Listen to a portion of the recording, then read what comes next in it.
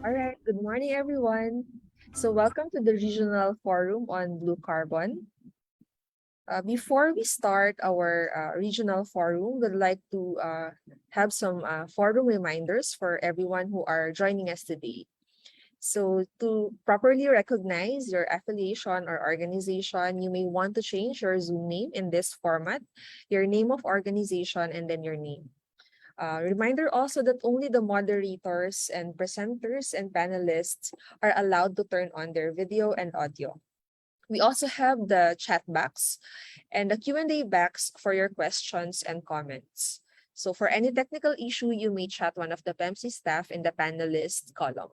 So to formally start our forum, we'd like to just give you a few lines about PEMSI. Partnerships in Environmental Management for the Seas of East Asia is a regional governance mechanism agreed by 11 countries for the sustainable development of the coastal and marine resources in the East Asian Seas region. So PEMSI recognizes the importance of blue carbon in mitigating the climate crisis.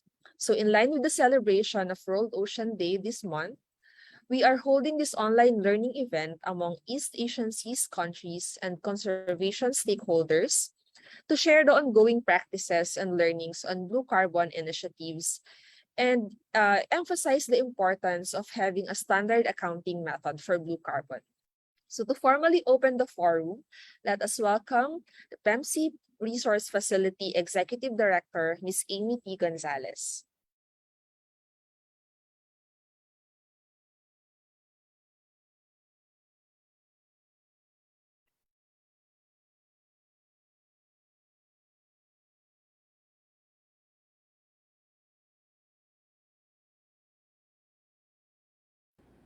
Good morning to our partners, presenters, reactors, and participants. I would like to formally welcome you in this learning exchange, which is part of the annual East Asian Seas Ocean Roundtable Dialogue. PEMSI started organizing annual dialogues during the month of June ahead of our Partnership Council meetings since 2015.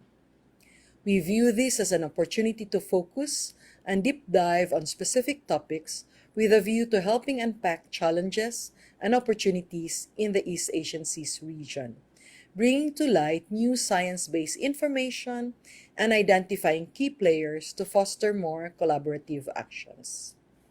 In previous learning events, some outputs generated included the publication of a two-volume report on our regional state of the ocean and coast, and in others, it helped crystallize regional responses to multilateral environmental agreements. This year, we focus on the blue carbon as it is becoming an increasingly important subject globally.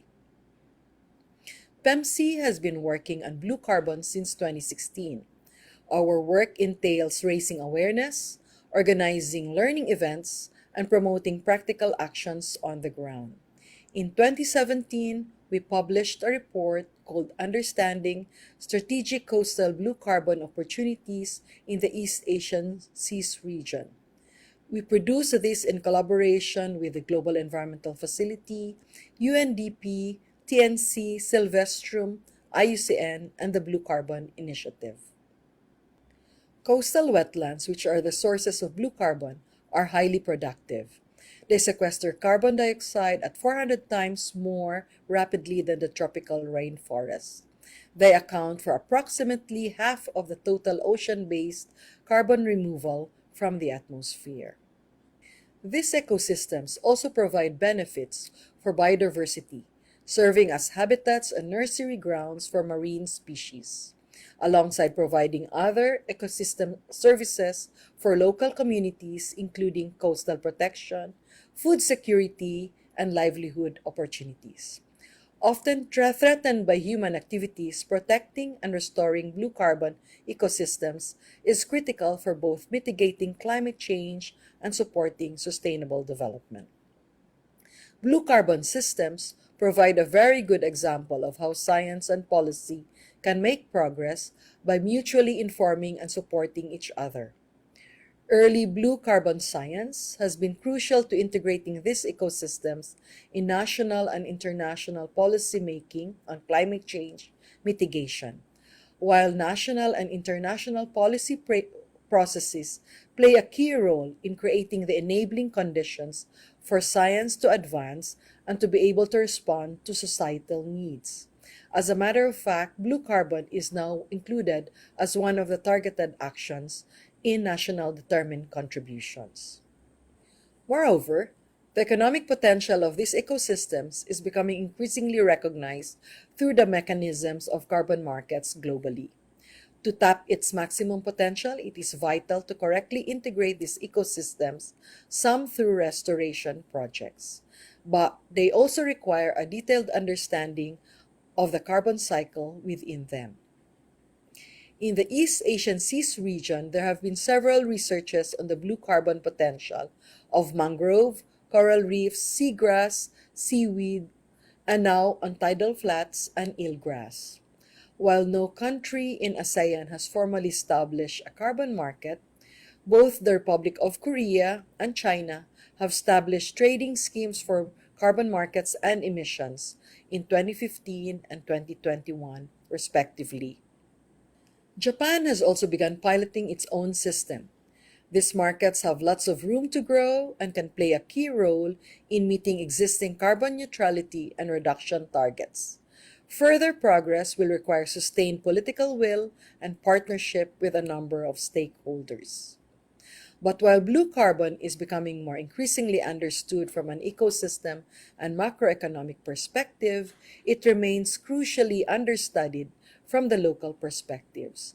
Key to unlocking blue carbon potential would be to discuss and address questions like how can a local community be effectively integrated into a national or regional blue carbon market?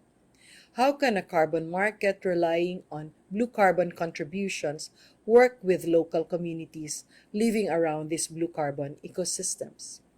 With East Asia being home to a third of global coral reefs, mangroves, and seagrasses, and considered a global hotspot and blue carbon region in the world, such questions are crucial for ensuring and accelerating carbon neutral development. We hope that this learning exchange will help shed light on the current practices in some parts of the region and unlock potential opportunities for that we can explore further beyond this learning event. I wish everyone a productive morning today and thank you for coming and participating in our event.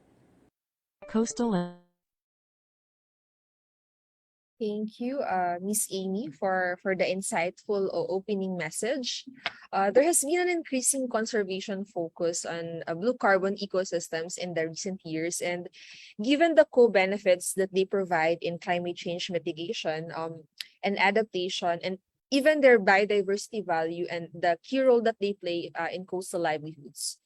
The East Asian region is a global hotspot for the remaining coastal blue carbon ecosystems in the planet, but it is unfortunately experiencing high rates of loss. Many East Asian countries are also home to some of the most vulnerable coastal communities to the impacts of climate change and the declining coastal ecosystem services. There is an opportunity, though, to improve management of coastal blue carbon ecosystems towards achieving climate change commitments, sustainable development goals, and the well-being of communities. Just to give an overview about the blue carbon, let's watch this short clip.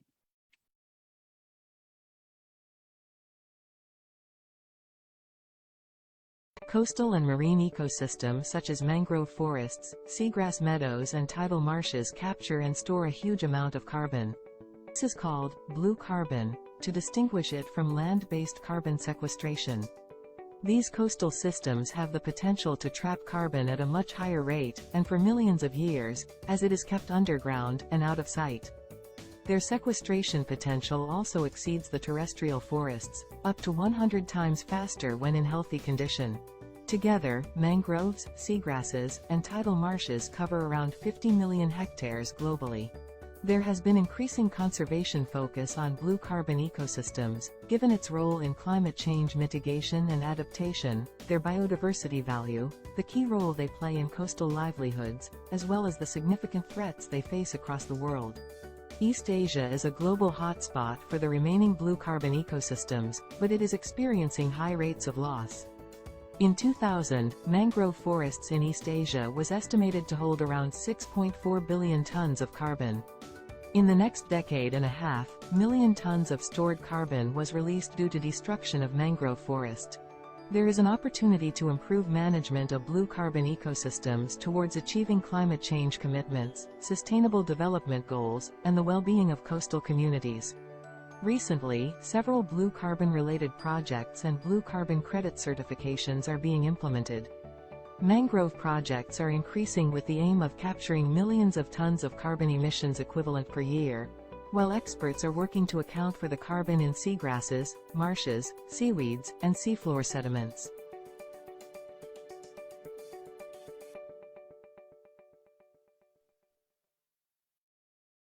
So to start our discussion today, I would like to introduce our first presenter. Our first presenter is Dr. Maria Lourdes Santiago 𝐓𝐿. She is one of the pioneers in chemical oceanography in the Philippines. Dr. 𝐓𝐿 also led the University of the Philippines Marine Science Institute as director from 2006 to 2012. She was working as a group leader in a regional effort to develop standard operating procedures for ocean acidification research and monitoring. She is also a water quality expert in various resource and ecological assessment studies. In 2016, she and her team received the Invention Disclosure Award for a device used to control harmful algal blooms. In 2020, she received the full title of Professor Emeritus. To share about the Blue Cares project in the Philippines, join me in welcoming Dr. Malu 𝐓𝐿.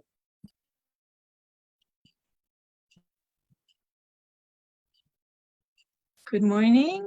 I'm going to share my screen.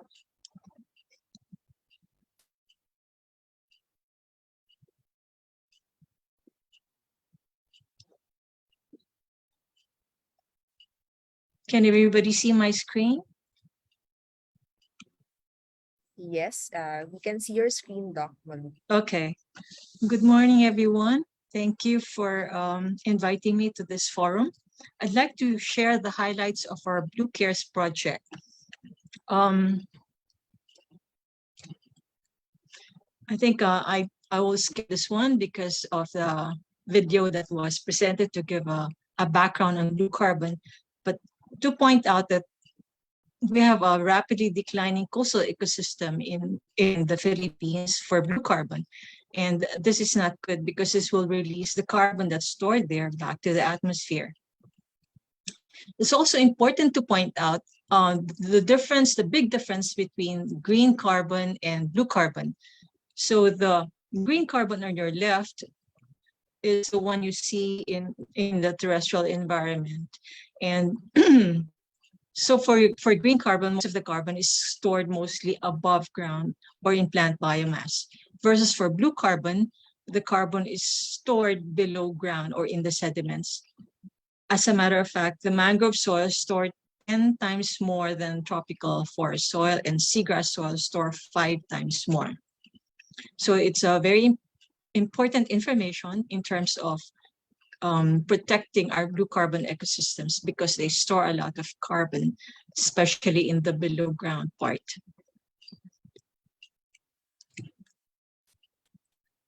Okay, the Blue Cares project is actually fully entitled Comprehensive Assessment and Conservation of Blue Carbon Ecosystems and their Services in the Coral Triangle.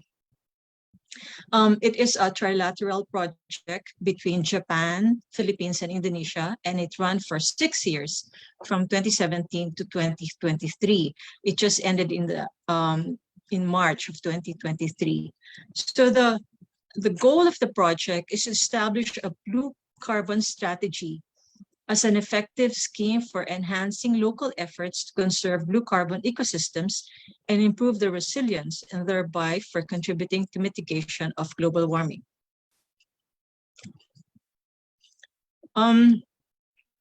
Here are the key questions and challenges in blue carbon that the project aimed to address. It's And the ones in red font are the approaches or the methods that we use to address the questions. So how to precisely assess blue carbon, how or to know if blue carbon has been well preserved or degraded. So we have a lot of monitoring and detection of changes over time using remote sensing and the network system. And then if degraded, what are the causal relationships behind? So identifying drivers and their impacts. What will happen if no action is taken? So with that, we did scenario analysis. So using integrated model systems to predict future scenarios. And then how to properly conserve blue carbon, what is the best policy among options, this also involves scenario analysis with models. And how do we link blue carbon with coastal ecosystems? So this involved comprehensive ecosystem service assessment. And all these would lead to the blue carbon strategy for that we wanted to develop and for implementing effective actions based on the challenges. So the project has essentially 5 components: ecology, geochem, remote sensing, modeling, and socioeconomic. Here are the project sites. We have the main sites are in red for the Philippines. Here you also have sites for Indonesia. For the Philippines, we have Busuanga and Coron Island, Eastern Samar, and Aklan. But I'll be focusing on the highlights for Eastern Samar and Aklan.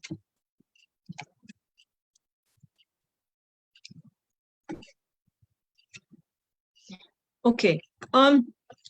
For the 3 sites, the main themes for these sites are for Samar and Leyte. So this province is facing the Pacific Ocean. So you have a lot of typhoons coming in. So the main question is how to realize sustainable and resilient socio-ecological systems under the increasing risk of super typhoons. For Aklan, the role of the watershed is very important, no? So we are trying to come up with a green carbon, blue carbon link framework and to devise or to develop a management system that would address issues that affect both green and blue carbon ecosystems. And for Busuanga, since this is a tourism area, how to realize sustainable tourism development and island-scale coastal resource management. So for Eastern Samar,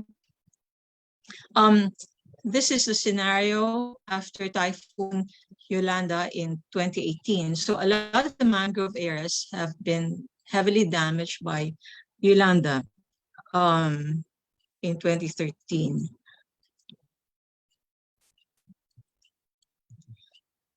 And it is projected that over time, there will be a 14% increase in typhoon peak intensity.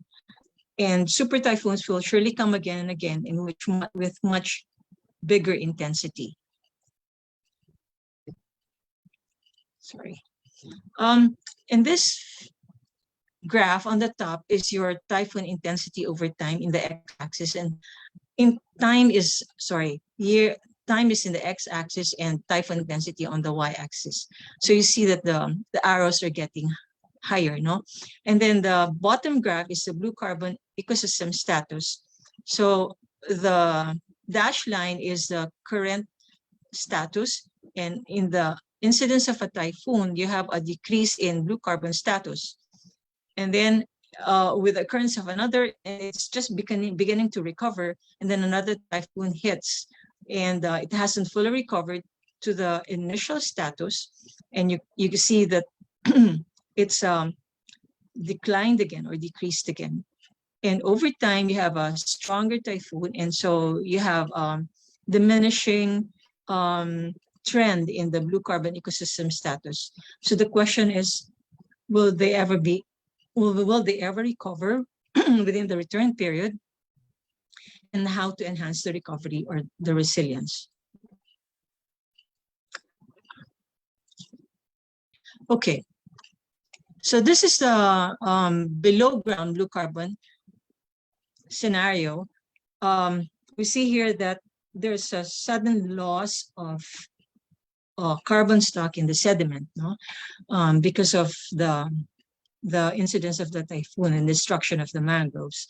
So over time again, you'll see that there is a loss of carbon stock in the sediments, and this is nonlinear. So you have after a threshold, you have a dramatic increase in the loss of carbon stock with intensity of typhoon, which is expected to happen. All right. This is Eastern Samar. The mangroves are the color legend. The mangroves are in green, and the water is blue. Blue is the water, and then the land is in gray. No, so from pre to post Haiyan mangroves is 2013 to 2019. You have here a decline in cover. You see that there's less of the green now in 2019. Okay, this is this is also your Eastern Samar coast. No, this is Lawaan and Balanginga, and you'll see here the red are the loss of mangroves are indicated in red, and then in yellow the mangroves that were retained. This is a mangrove change map from 2013 to 2019. So you have here the mangroves lost over that period of time in red, and the yellow is retained and the green is gained. No, here because of Typhoon Haiyan or Typhoon Yolanda, the loss was 494 hectares, and additionally over time there's another 54 hectares lost. And from that loss, recovered was only 217, and gain was 23. So there's still not complete recovery from the time of Haiyan in 2013 for this area. Okay, now we go to Aklan. So this is a busy figure, but let me guide you through it. Let's, on the left side, you have here Aklan River. You'll see Aklan River, but up here is the forest. So you have the issue with Aklan is there's a declining trend in upland forest cover, which causes the sediment to run through the Aklan River. So there's a lot of sediment discharge going to the river, both fine and coarse sediment. And then, so this resulted in shallowing of the Kalibo area, and there's a lot of flooding that's happening. And out here is the Bakawan Eco Park. So what is happening is the sediments, the coarser sediments are trapped in the Eco Park. So you have a buildup of the Eco Park. And I'll show you. So this is the growth of the Eco Park, Bakawan Eco Park, and this is the in yellow circle is the current extent of the Eco Park. But if you look back in time, it was not there. So the sediment has enhanced the growth and the expansion of the Bakawan Eco Park. Okay. However, the trapping of the sediments resulted in erosion of the coast. So this is the Bakawan Eco Park, and this is the coast. No, you can see here that there's erosion of about 150 meters. In 1985, the coastline was in blue, and then in 2020, the red line is the coastline at present. No, so there's a 150-meter erosion for this part, and here you have a 50 to 60-meter erosion. Okay, this you see here. This is during Typhoon Frank in 2008. You have here a lot of sediment going to the Aklan River into the coast, and this is your Bakawan Eco Park. So that has caused a lot of problems also. Okay, here this is a picture during Typhoon Quinta in 2012. So there's a lot of flooding. This is the Kalibo Municipal Hall, and flooding occurs also in areas that are far from the river. Okay, so every time there's a big typhoon, they have a major flooding problem. During Typhoon Frank, there was actually loss of about 52 lives, no, and a lot of damage and destruction. Okay, the other problem is Batan Bay. So in Batan Bay, you have a lot of, this one is pollution discharge. Why? Because there's a lot of conversion of mangroves to fish ponds. So this is Batan Bay. So all the green are your mangroves, no? So the ecosystem functions of mangroves are listed here. And currently, there's the mangroves are gone. So all the red are lost mangroves, and only the green are the remaining mangroves. So that has caused a big problem, no?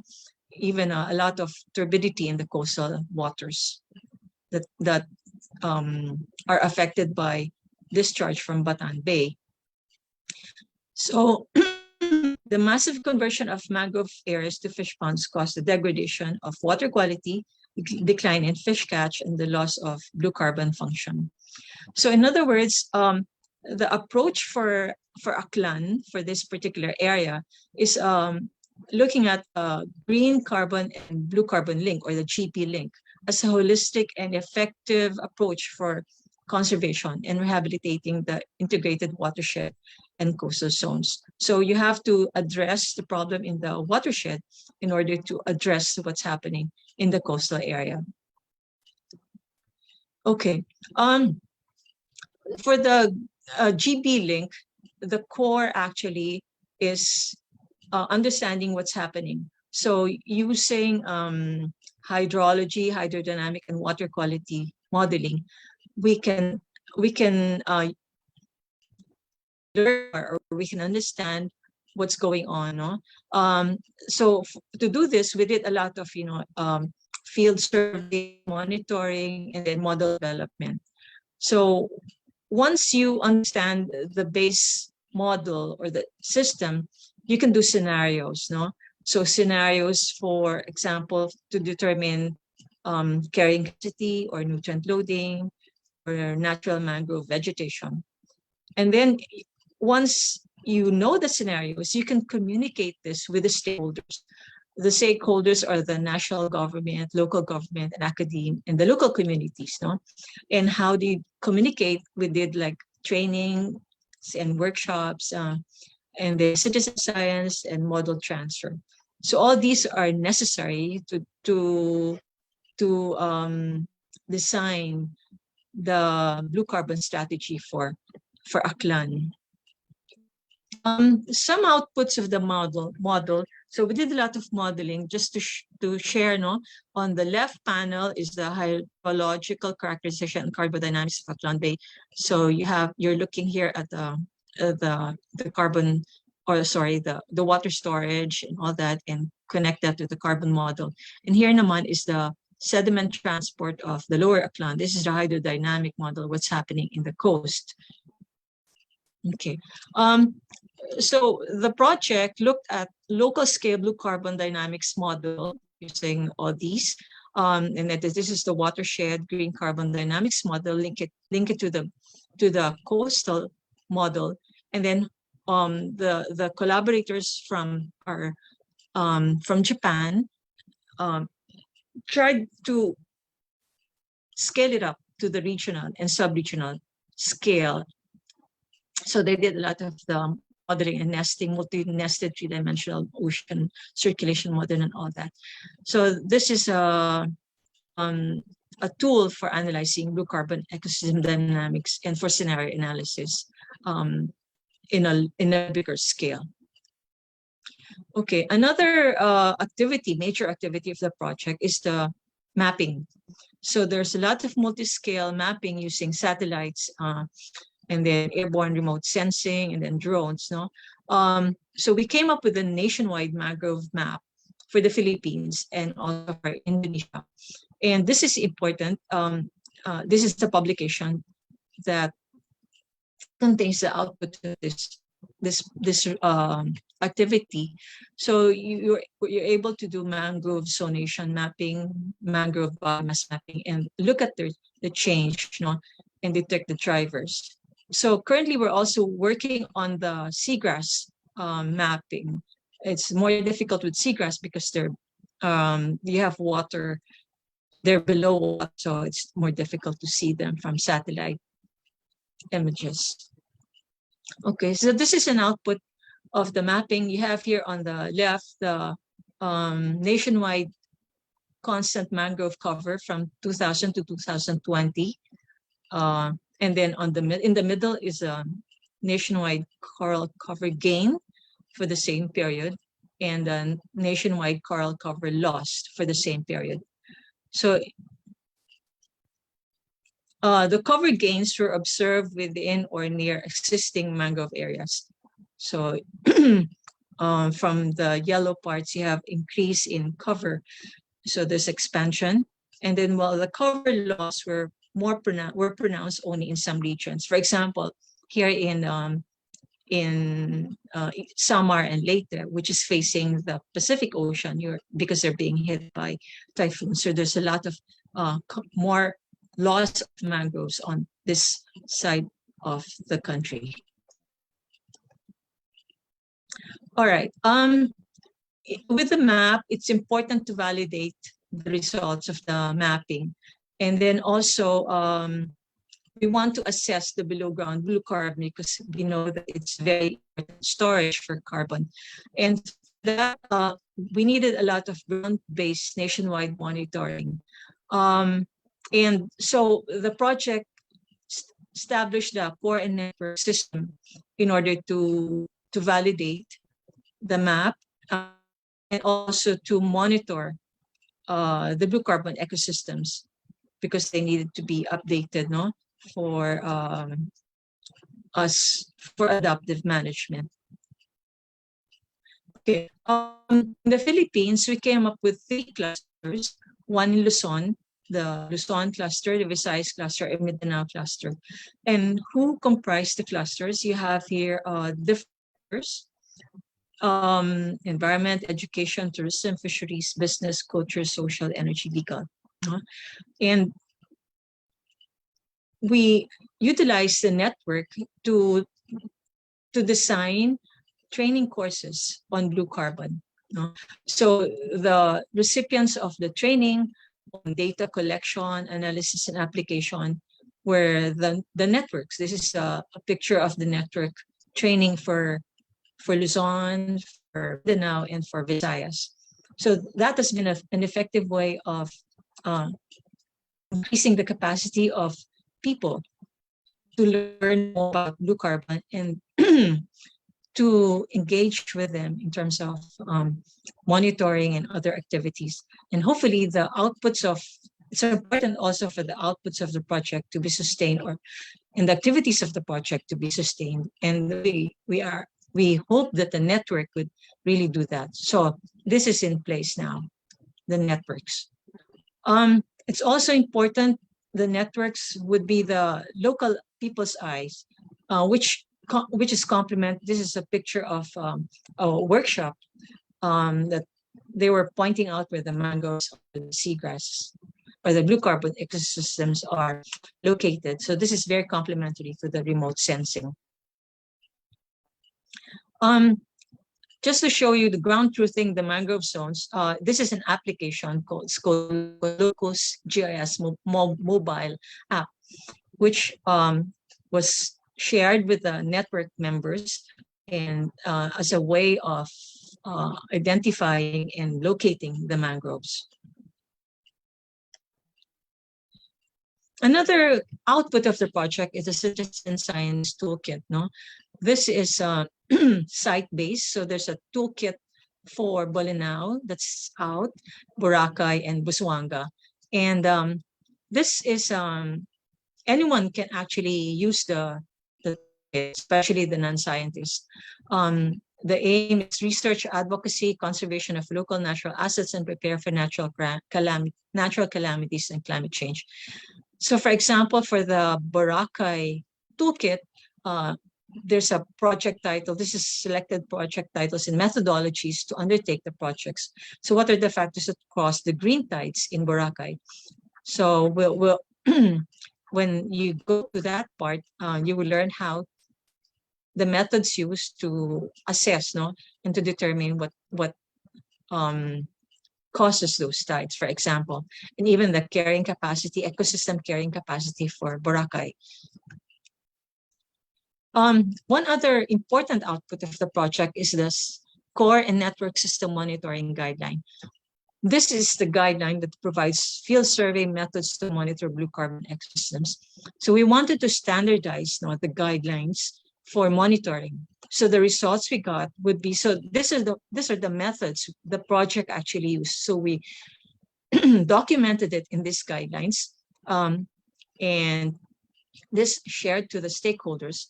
And the idea is to understand the long-term changes which are essential for decision-making of wise use of blue carbon ecosystems, So we are, through these guidelines, we're using the same methods. So in the guidelines, there's the main text includes general concepts for the monitoring of blue carbon ecosystems. So there's a monitoring of oceanographic conditions, seagrass ecosystems, mangroves, and social ecological change as well, and establishing successful monitoring programs. So for instance, there are also a lot of, in the guidelines, there's a lot of box case studies. This is seagrass habitat mapping for citizen science. This is using low-cost commercial drone, and this is using smartphone to monitor seagrass. I'd like to share one success story, I think, for the project is in Aklan. We partnered with Aklan State University, which is very important, in blue carbon efforts, in terms of protection and conservation. Because the academic institutions will always be there, and they will be the one you can capacitate, and they will, in turn, capacitate the other stakeholders too. So we came up with a summit or discussion of collaboration mechanism among stakeholders in the green carbon, blue carbon linked framework and implementation of the local blue carbon strategy for Aklan. So the blue carbon strategy is site-specific for now, and we intended to scale it up to national and eventually, hopefully, to regional level. So this is the preparatory meeting for the summit, to come up with a mechanism for collaboration. And then after, so for just to point out that the concerns for Aklan, watershed, and coastal areas, so you have deforestation and need for rehabilitation, the flood problems that's been there, and then sediment dynamics around the Aklan River mouth, including the Bakawan, which is causing a lot of erosion, especially in the New Washington area, and the declining trends of seagrass and others in the coastal area because of a lot of siltation coming from the river discharge. So all these, we came up with actual summit. This is a picture of the actual summit. So we had like a big number of participation, 197, and here is the governor, and this summit, aside from share the outputs or the results of the project, was also MOU signing, which established the ordinance to address the issues. So this ordinance had the signatories, which are the 17 municipal mayors and the governor, and then the Aklan State University, and then DOST, MDPWH, and Kasama, DAB FAR, DNR, and the RTC. So this MOA has been signed. So they're now working on the provincial ordinance, which is a very good outcome. So this is the last slide. This is table of contents. We're actually in the process of finalizing the ebook. So these are just chapter titles of the ebook. So this is what's contained in the Blue Carbon Strategy ebook. Aside from description of the status, drivers, how do we predict, how do we convince people, how to properly involve people, how to sustain periodic monitoring, how to effectively conserve, and then the local strategy, and include the policies in national determined contributions, how to include them, and towards a regional and inclusive development of the blue carbon strategy for the Coral Triangle and surrounding areas based on the Blue CARES output. So that's all. Thank you very much for listening.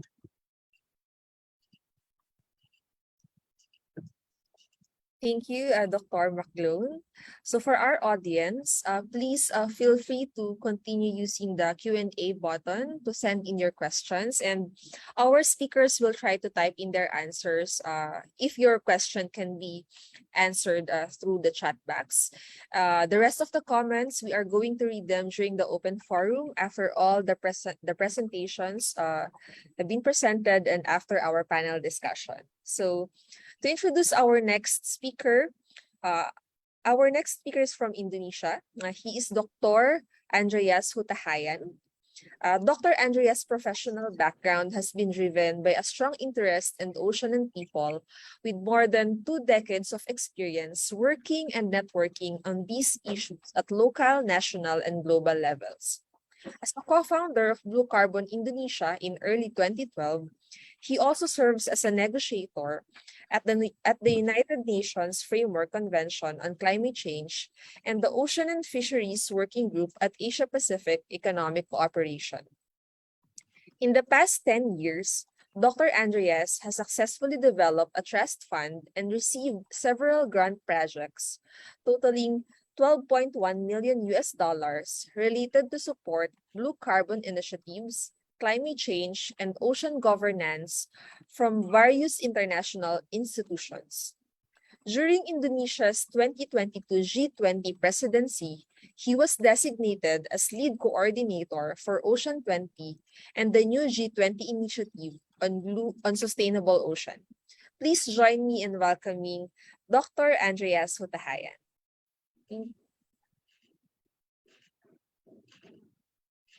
Good morning, Riza. Good morning, everyone. Can you hear my voice here? Yes, you are loud and clear. Okay, thank you. Thank you for the PEMSEA for inviting me to share some of information regarding blue carbon in Indonesia. I think this is quite interesting event. This morning, we could also try to think how is the information regarding blue carbon in this region. And also Professor McClone already present very detailed regarding the more technical aspect of blue carbon from the Blue CARES project, I think together with Indonesia and Japan and also Philippines. Now I would like to present more regarding the policy perspective and also a little bit about the technical aspect of blue carbon in Indonesia. Next. So this is just to let you know, if any of you would like to know about what is going on regarding the blue carbon Indonesia since early 2011, we have already developed Blue Carbon Indonesia Facebook, so you can have see any activities since early 2011 until now. So make sure you have access to this social network. Next. So this morning presentation starting from this from the NDC. I think our current NDC is national determined contribution is a key for us to reduce the greenhouse gases through the low carbon economy and also adaptation to mitigate the impact of the climate change. Recently, we revised our NDC. So in this regard, we have already put into issue regarding ocean and wetland into the national sector. Although the ocean issue is more related to the adaptation perspective, while the wetland belong to the to the already a part of the NDC target together with the forestry. So our national target until regarding NDC, we are trying to reduce our emission about 41% through the international support. So now we are targeting this big number. We are hoping that we could achieve this commitment by 2030 by 41%. Next. In order to achieve 41%, I think through we trying to develop creative creative finance atau our funding to support our target NDC. One of them is we are trying to develop what is so-called is the presidential decree number 98 2 years ago. This is about the carbon pricing or the economic value of carbon. So this is in this regulation, we are trying to put the greenhouse gases into the capture external costs so that the effective policy tool could reduce the emission. And the important thing is in this regulation, we are trying to regulate what is to develop the guidance for carbon trading, carbon offset, and carbon market. So this is important umbrella that we need to establish if we want to go to the carbon credit issue, something like that. And again, just a few days ago, derivative of this presidential decree or this regulation, the Ministry of Environment and Forestry already established, issued the new regulation about the procedure for carbon trading for the follow sector. So this is just recently. Follow sector means forestry and other land use, so including mangrove inside this. So this regulation try to control actually is the carbon, try to control carbon trading for the greenhouse emission coming from the forestry sector. So this is, I think, very quite recent regulation that many of international or local organization would like to see how is the government of Indonesia regulate the procedure of carbon trading in Indonesia. Next. So the issue regarding the blue carbon actually is starting from the what we call it the issue regarding adaptation and mitigation of climate change. We are trying to integrating the conservation and restoration into the sustainable use of our coastal ecosystem services. In order to achieve this, there are two ways actually. Why is it very important? First, regarding the adaptation, and the second, regarding the mitigation of our coastal ecosystem. I think regarding for mitigation, it's very clear that blue carbon is the only one that could support this thing. And for adaptation, is more powerful even. There is the issue regarding the food security, livelihood, resilience of the coastal community and others, and biodiversity and so on, something like that. So this is a very important concept that why is the blue carbon ecosystem could support the integrating conservation and restoration. At the same time, we could also utilize the coastal ecosystem services. Next. Why is coastal blue carbon is very important? I think this is quite people always using this figure to see that how powerful the sequestration of carbon since 2011. This is by McLeod, so that the mangrove could absorb even though more than 5 times of the tropical forest, and this is showing us the powerful of the blue carbon ecosystem for the absorption or sequestration of the CO2. And also below there's a sub example of the study conducted in Indonesia for the mangrove and seagrasses ecosystem, telling us actually what we see regarding the biomass. This is the light one above zero, the biomass is telling us that actually the blue carbon that being sequestration, it goes to biomass only about 20 to 30%, and the remaining will be in the sediment. I think the previous speaker already showing us that why is the the blue carbon ecosystem could store more carbon into the sediment rather than to the biomass. And this is also very important, so that when we do the application for remote sensing, something like that, so actually we underestimate, so that we can only see about 20 to 30% of the whole ecosystem support for the carbon sequestration. Next. This is again, this is just example when we are thinking about how big actually the carbon sequestration accumulation in the mangrove ecosystem. We are doing a study a few years ago regarding the carbon accumulation rate in mangrove ecosystem, and we are trying to compare with other region, Indonesia and also another country. And the carbon accumulation rate we found here that in our study site in Brau, on the top, it's very high, the highest among other locations.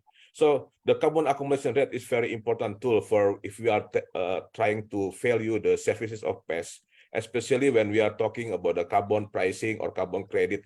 So this could indicate how good our sediment or how fertile our ecosystem. So I think if you want to see future of the carbon trading, how is the good of the area of the ecosystem, this is one of the indicator. Next. Also, another ongoing research that we are doing is regarding seagrass blue carbon and livelihood. We call it 𝐓𝐡𝐞. Together with the colleague from Australia, we are trying to enhance the capacity of young scientists in Indonesia and also lecturers for integrated blue carbon and livelihood, and also to develop an artificial intelligence or machine learning for seagrass mapping in Indonesia. At the current position, we have doing in the 3 provinces in North Sulawesi, in East and West Nusa Tenggara. And hopefully, if we have another chance, we would like to share also some of the output from this project since 2020. Next. So this is some of the project that since 2011 funded by the government of Indonesia, and also there are some also in this location financed through bilateral cooperation. Next. And now again, we're coming to the issue regarding the carbon. As the follow-up of the NDC, our target NDC, the government of Indonesia produced net zero emission target or low carbon compatible for the Paris Agreement target. So on the left graphic, you can see the follow sector. So our government tried to have net zero sinks of the follow sector by 2030. So with the current position, we have already that follow sector is already it is not sink. This is also the source of the emission in Indonesia. And by doing some of the action, we are trying to have the net sink of the follow sector by 2030. On the graphic on the table on the right side, you can see that how much the target of the carbon being sequestration by follow sector in 2030 in order to have this thing. And I think we are now trying to work on this issue to have the target to have the net zero emission for the follow sector in order to balance other sector in this kind of the emission target, like energy, agriculture, industry, and waste, something like that. Next. So, effect regarding blue carbon Indonesia,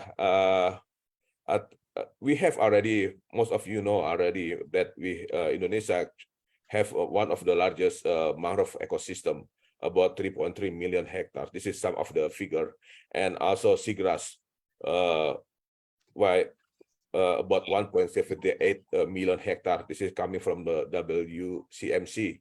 Although it's quite debatable regarding this number, because again, since Indonesia is have a very long coastal line, more than 100,000 kilometers, so for mapping of the seagrass is not as easy as mangrove. So because using the remote sensing as a tool for scaling up the mapping, we have found some bias to get, so that we need to develop something that could be useful for monitoring or for mapping of the seagrass, such as using the advanced technology like developing the artificial intelligence for seagrass in Indonesia.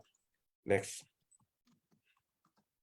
And another activities that the government of Indonesia doing that at the moment is the mangrove ecosystem rehabilitation program.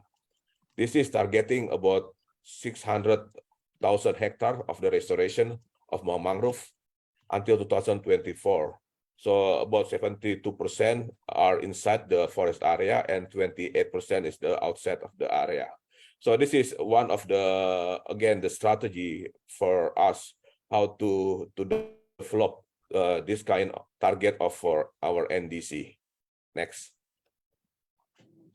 And again, when we are talking about the carbon pricing, I think one of the important thing is how we could able to have or to link the carbon value with the non-carbon benefit. So many people or organization already make some definition regarding this kind of linking. First is like CCB. This is a standard used for how to collect the issue together with the not only regarding the blue carbon but also including the community and biodiversity benefit. And there is also CDVista. CDVista is about SDGs, and also there is just pure carbon like VCS. So this is some of the issue that are already ongoing in the international perspective. Next. And regarding what is the opportunity actually for the voluntary carbon market of so this is the we found this is coming from the ecosystem marketplace 2022. So we found here that the voluntary carbon market or VCM actually is developed for driving the finance activities that reduce greenhouse gases emission. So the value for voluntary carbon market, we can see here on the left side, there have been increased, and in 2021 reached almost $2 billion. So it's predicted that the growing of this market about 30% per year, and expected it's reach about 100 billion by 2030. So regarding the category of the project, I think on 2021 there are about 170 type of carbon credit. Among others is regarding the blue carbon. Blue carbon already you can see on the blue arrow that blue carbon already a part of the forestry and land use or FOLU sector. That one of the good potential for the carbon voluntary market. Next. And this is how is the growing up, I think, for the voluntary carbon market. This data is coming also during the last 3 years, 2019, 2020, and 2021. How is the Asia carbon market offset is growing up, yeah, compared to other region like Oceania, Europe, or North America, or Latin America, something like that. So the Asia is quite a significant increase regarding the voluntary carbon market offset. Next. And then also this table telling us the market exists in the Asia Pacific, and unfortunately for Indonesia we not have yet what's so-called the name of the credit or the SIM. So this is planning to be launched in this year. So compared to other countries, it's like China, South Korea, Thailand, Japan, they have already established this kind of voluntary carbon market in together with the Malaysia and also Singapore. They have already a marketplace for the voluntary carbon market. Next. So this figure, we are trying to compare what is the step, the next regarding the volume, size, and price of the voluntary carbon market in the global. I think we can find here, you can see the upper two layers, the volume sector and renewable energy. In 2020, we found actually the renewable energy is the champion for the voluntary carbon market.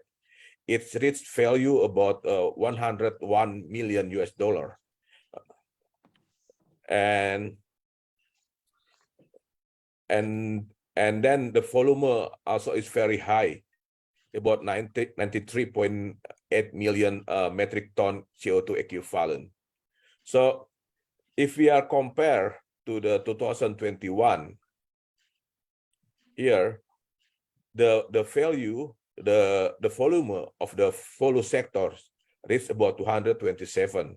So the volume sector becoming the number one. So that's also a good indicator for the previous graphic, telling us that the volume sector are increasing from year to year, and then the renewable energy becoming the second priority.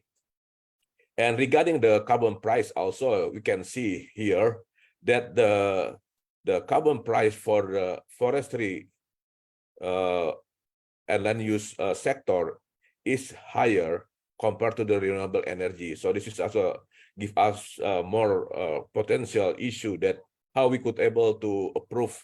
I think the standardized methodology is a key for us, for this region, in order to achieve a better price for the volume sector to the voluntary carbon market. Next. So yeah, this is the conclusion I think for VCM, that we are telling this showing us that the volume is increased by more than 400% in 2021. So it's 4 times increase in 2021. And however, in this number, Indonesia is not a part of this mechanism yet. So there is some big opportunities if we develop the volume sector under the Indonesia putting into this market. Maybe this number could be increased better in 2023 or 2024, because again, earlier I already talked to you that we have already released the regulation regarding the procedure for the carbon pricing in Indonesia for the volume sector. Next. Okay, thank you, ladies and gentlemen. This is all my presentation.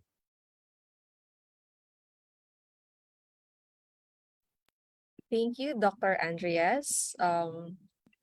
Keep your questions coming in so that our speakers and panelists can answer them later during our open forum. So we've heard from the Philippines and Indonesia's experience on blue carbon. So now for our third presentation, let's go to China. Our third speaker is Dr. 𝐂𝐤𝐿. He is a professor from the Third Institute of Oceanography, Ministry of Natural Resources of China. He specializes in mangrove ecology and is a member of the scientific working group of the Blue Carbon Initiative, as well as a committee member of the Mangrove Ecology Professional Committee and the Marine Ecology Professional Committee with the Ecological Society of China. His extensive research conducted in China and South Asian countries aims to comprehend the significance of mangroves in climate change adaptation and mitigation. He integrates these studies with mangrove restoration efforts to enhance the overall performance of mangroves in climate change adaptation and mitigation in China. Professor Chen has authored approximately 80 peer-reviewed papers, and he also developed the technical guidelines for mangrove vegetation restoration and the Mangrove Ecological Restoration Manual by the Ministry of Natural Resources and the National Forest and Grassland Administration. Notably, he also spearheaded the development of the first blue carbon project in China, the Zhangjiang Mangrove Afforestation Project. To share China's experience in improving carbon sink capacity, Let us welcome Dr. Chen.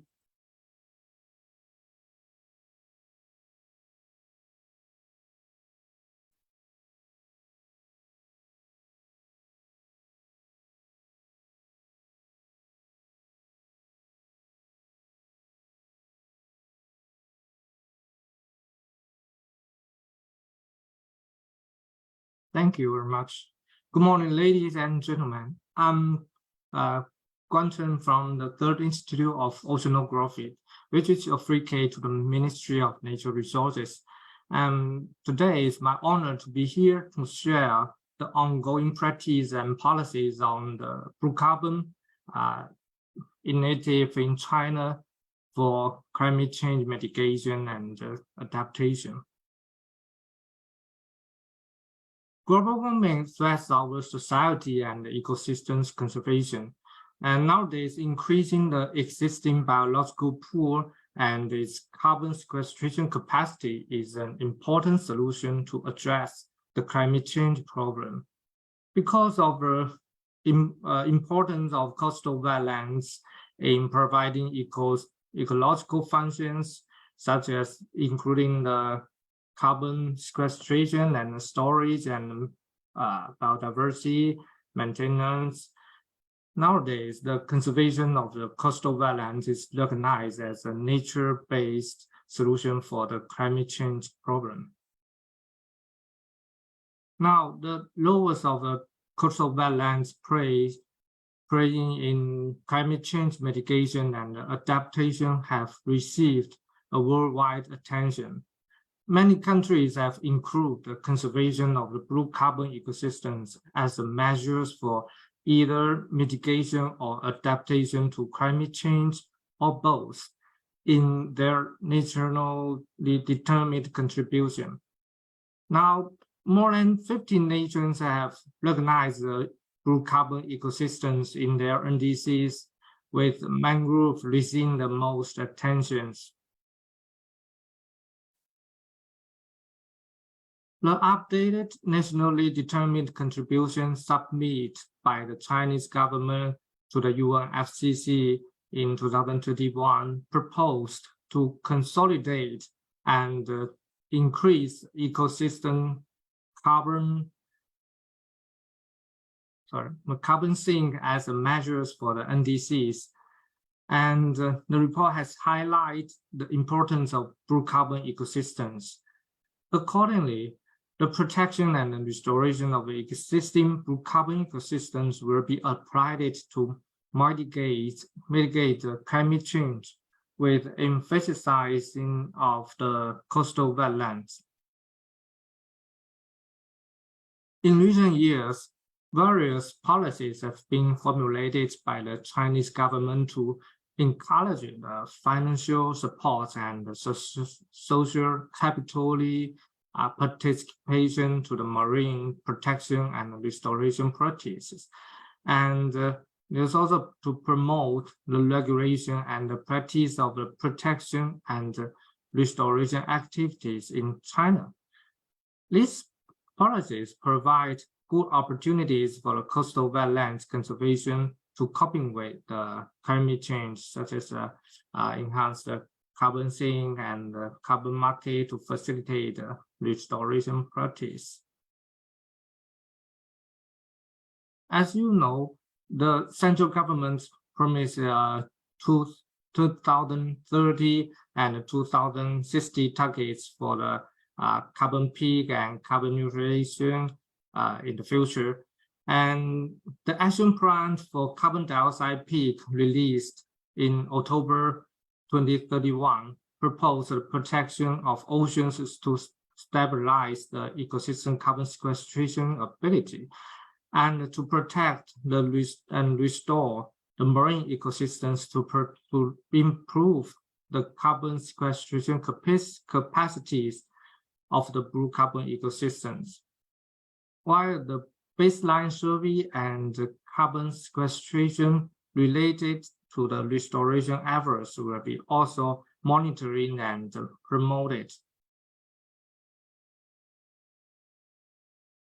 In year 2021, the master plan for national key ecosystem protection and restoration major projects innovative 9 major ecological protection and restoration projects to be implemented in the next 15 years, including the protection and restorations of coastal zones. In the same year, a National Special Action Plan for Mangrove Protection and Restoration was released by the Ministry of Natural Resources and National Forestry and Grassland Administration, which target to achieve 99,000 hectares of mangrove reforestation and a restoration of degraded mangrove by around 10,000 hectares between the year 2020 and 2035. And in this action plan, 10 key actions has been proposed to strengthen the protection and restorations of mangrove ecosystems, as well as the management capacity building and research and public participation. And according to the action plan, the mangrove will be included to the red line of ecological conservation for better protection. As mentioned in the previous presentation, the carbon market mechanism is an effective way to realize the value of blue carbon and blue carbon ecosystems, which facilitate the conservation of the coastal wetlands. And nowadays, the verified carbon standard is most popular offset project standard for the blue carbon ecosystems. And the Chinese government is also developing CCER mechanisms for the voluntary carbon markets. And on the February in this year, the development of a unified national registration system and the trading systems was completed for the establishment of the CCER trading center. And in March of this year, the Ministry of Ecology and Environment called for the public proposal for the CCER project methodology for 50 categories, including the forestry and agriculture. And the mangrove project methodology is quite likely to be included in the CCER mechanism. Second, I would like to introduce some progress of the blue carbon ecosystem conservation in China. According to the climate action progress report submitted to the United Nations in 2020, China has strengthened the protection and the coastal wetlands using the red line of ecological conservation and have conducted the groundwork and restoration practice of blue carbon ecosystems so as to consolidate and enhance the ecosystem carbon sink. And such efforts also enhance the climate change adaptation capacity of China's coastline. On seeing the sea enclosure and reclamation will cause the loss of coastal wetlands and threats the biodiversity conservation, in 2018, the State Council issued a circular on strengthening the protection of coastal wetlands and strictly regulating sea enclosure and reclamation.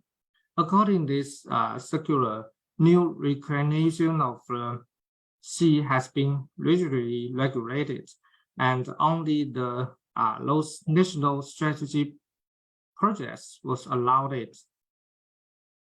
That means nowadays the coastal wetlands are strictly protected in China, and meanwhile efforts have been paid to restore the coastlines. Now, to increase our capacities for climate change mitigation and adaptation. up to now, up to 2021, a number of marine ecological restoration projects has been implemented to improve the ecosystem health of the coastal zones.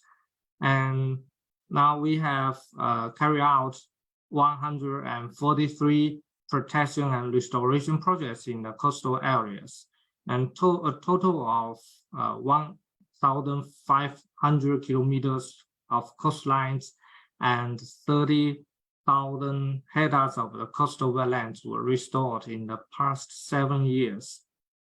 And around 8 million hectares of marine protect areas has been established for better conservation of the coastal wetlands. As we know, the technical standards is a good means to provide a comprehensive guidance for the ecological restoration. In China, 2 series of national standards has been worked out for the coastal wetlands restoration, such as the technical guidelines for marine ecological restoration and the technical guidelines for monitoring and effectiveness evaluation of the ecological restorations. And this 2 series of national standards also include the coastal wetlands, such as the coastal marsh, mangrove, and seagrasses restorations. In addition, the governments also provide guidance of ecological restorations by releasing the industry standard and other normative documents. More than 10 industry standards have been formulated on blue carbon ecosystem restorations. These industrial standards were subject to the marine industry, forestry industry, and also the agriculture industry standards.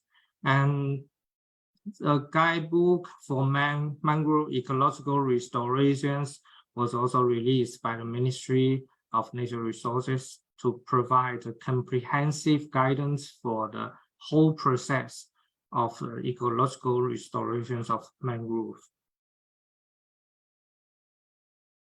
Some marine industrial standards on blue carbon stock surface are now under development, and before the completion of the industry standards to be finished, the technical specifications for ecosystem carbon stock investigation and assessment, ecosystem carbon sink monitoring, and the calculation of the 3 blue carbon ecosystems were developed by the Department of Marine Early Warming and Monitoring for pilot investigations of blue carbon stocks.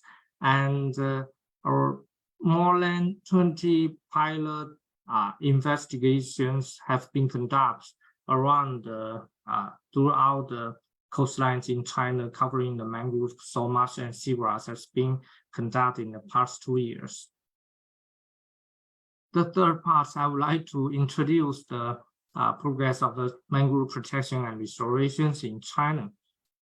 The mangroves in China are located along the coast of 5 provinces in mainland, and also as found it in Hong Kong, Taiwan, and Macau as well. According to the latest report of the Ministry of Natural Resources, the mangrove extent in 2019 is around 27,000 hectares in the mainland of China. And this mangrove mainly occurred in Guangdong, Guangxi, and Hainan province, which accounts for the 95% of the mangrove area of the mainland of China. Despite the small area of mangrove in China, our country has diverse mangrove species with a total number of 77 native mangrove species. Since the first National Mangrove Reserve was established in Hainan in 1980s, now a total of 52 mangrove protect area has been established, comprised of a natural resources, natural park, and mini reserve.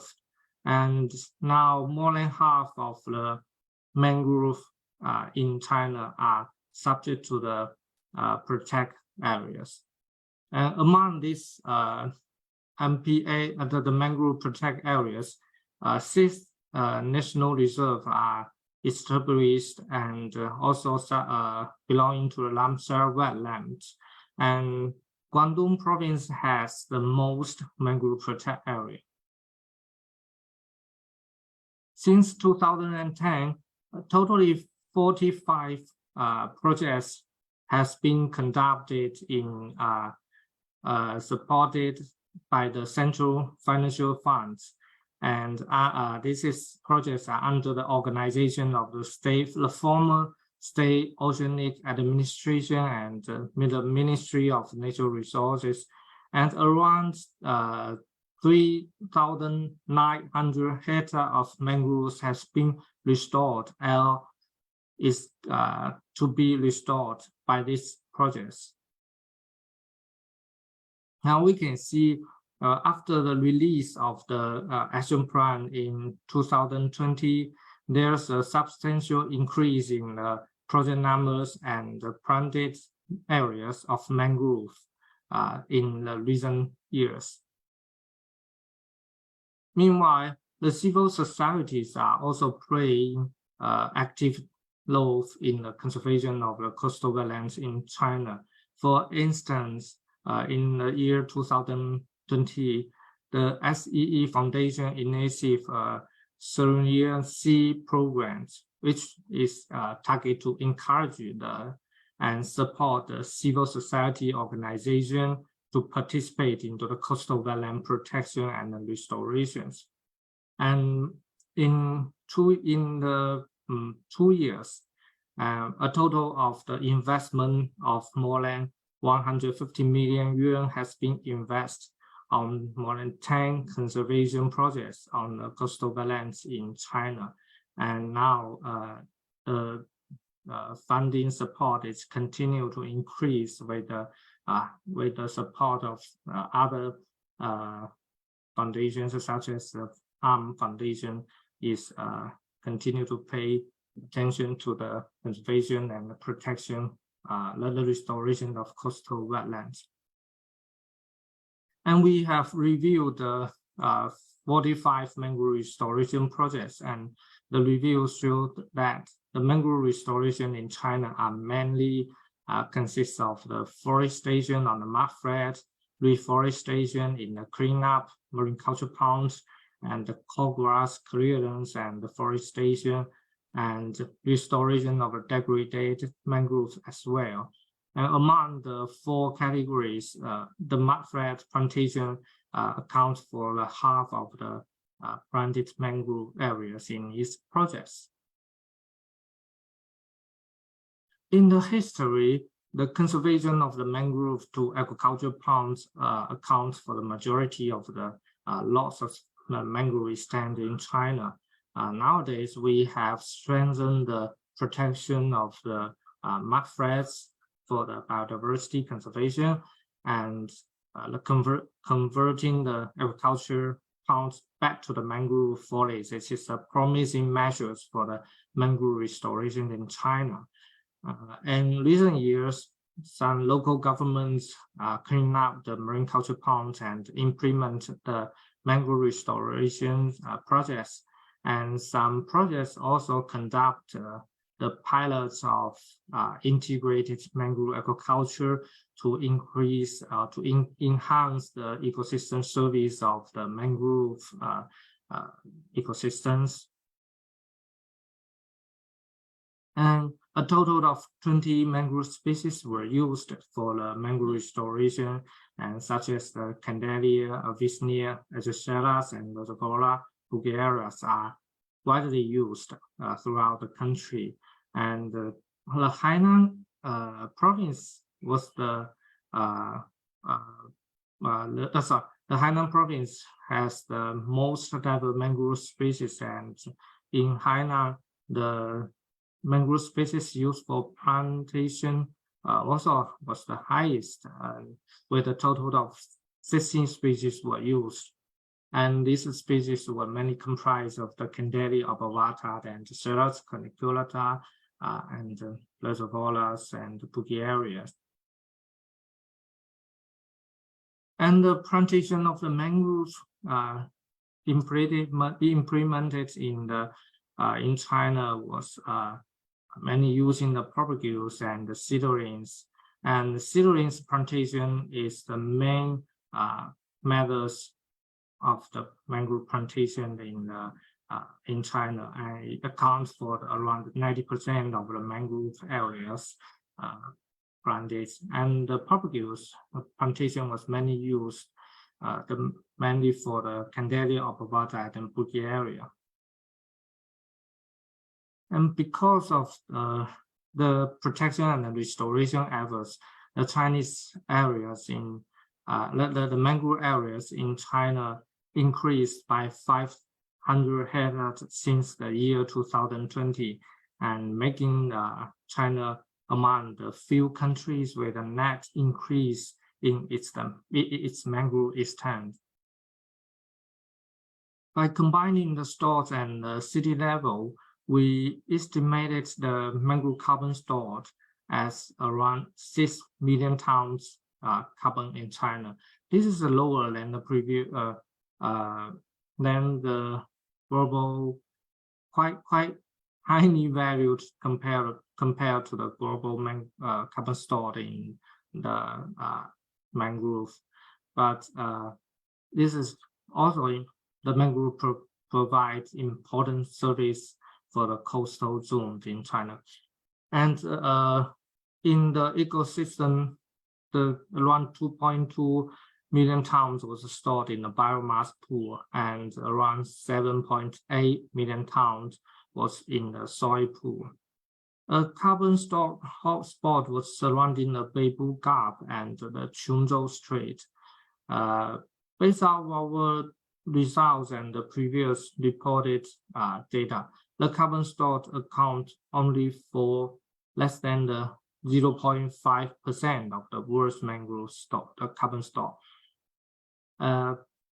During the past 20 years, a net increase by 1,000 tons carbon was estimated in China mainland because of the increase of the mangrove area. On the other hand, carbon projects are also acknowledged in China. Since the first blue carbon projects, namely Zhanjiang Mangrove Afforestation projects, was successfully developed and traded in 2021. Some more carbon projects based on mangrove restorations are now being developed to realize the values of blue carbon. And some projects are also developed by the local regional or local market voluntary projects. And now mangrove have received a lot of great attention in the carbon projects. Okay, I would like to end my presentation with a proposal for our future conservation and the blue carbon ecosystems. Actually, the global and regional blue carbon ecosystem conservation requires the building of diversified resource platform to facilitate the international and regional cooperation on the coastal wetlands conservation. And we need to advance the blue carbon science to provide practical policies advice and to promote improvement of the conservation projects to the market and non-profit markets. And this is called for our more solid international and regional conservation. Thank you for your attention. Thank you. Thank you, Dr. Chen. Thank you. From China, we are now down to our last presentation for this forum. And from China, let's now go to Korea. Our fourth presenter is Dr. 𝐓𝐡𝐞 𝐑𝐢𝐬. She majored in environmental engineering and received her doctor's degree from the University of Seoul in 2008. Since 2001, she has built a robust career in various fields in climate change, such as energy, waste, and ocean. She is currently working at the Korea Marine Environment Management Corporation as the General Manager and the Head of Climate Change Response and International Affairs. She has expertise in developing national greenhouse gases inventory and evaluating emission reduction in oceans and fisheries sector. With this background, she had led the research to establish the National Information System for Blue Carbon Inventory in Korea and served as a member of Technical Working Group to revise the 2030 NDC of the Republic of Korea until recently. Please join me in welcoming Dr. 𝐓𝐡𝐞 𝐑𝐢𝐬𝐞. Good morning from here in Korea. And could you share the slide from them?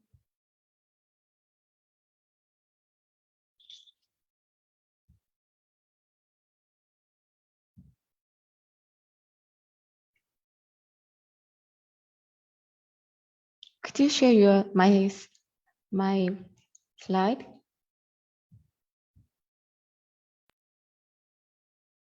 Thank you.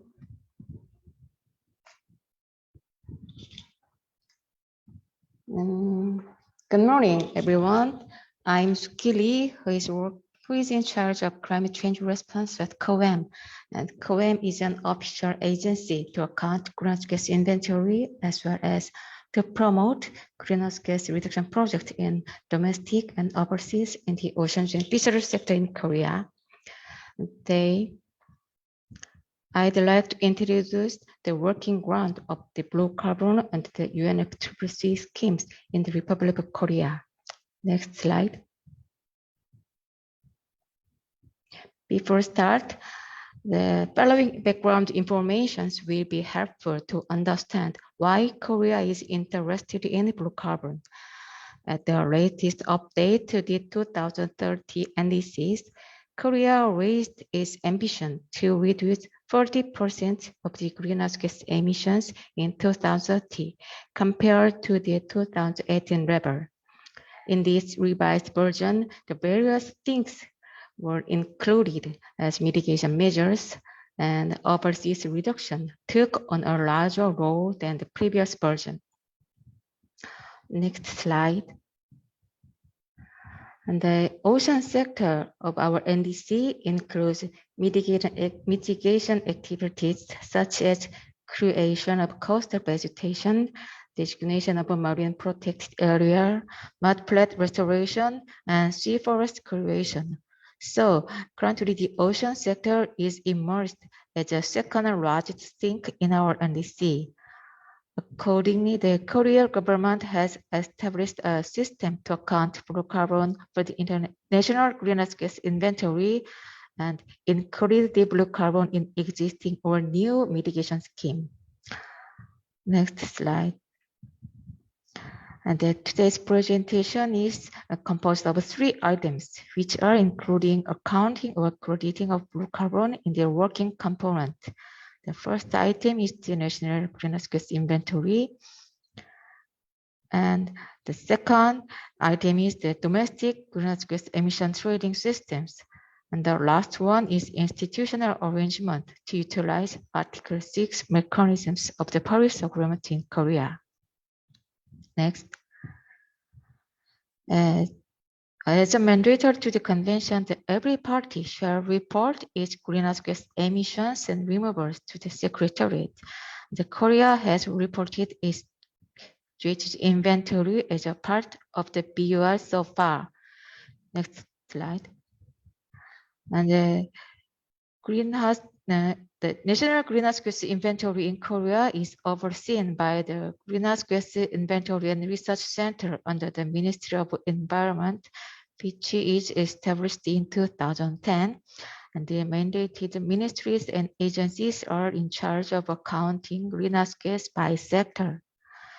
As a greenhouse gas accounting agency in the field of oceans and fisheries, the COEM has accounted and reported national GHG removals from coastal wetlands since 2022.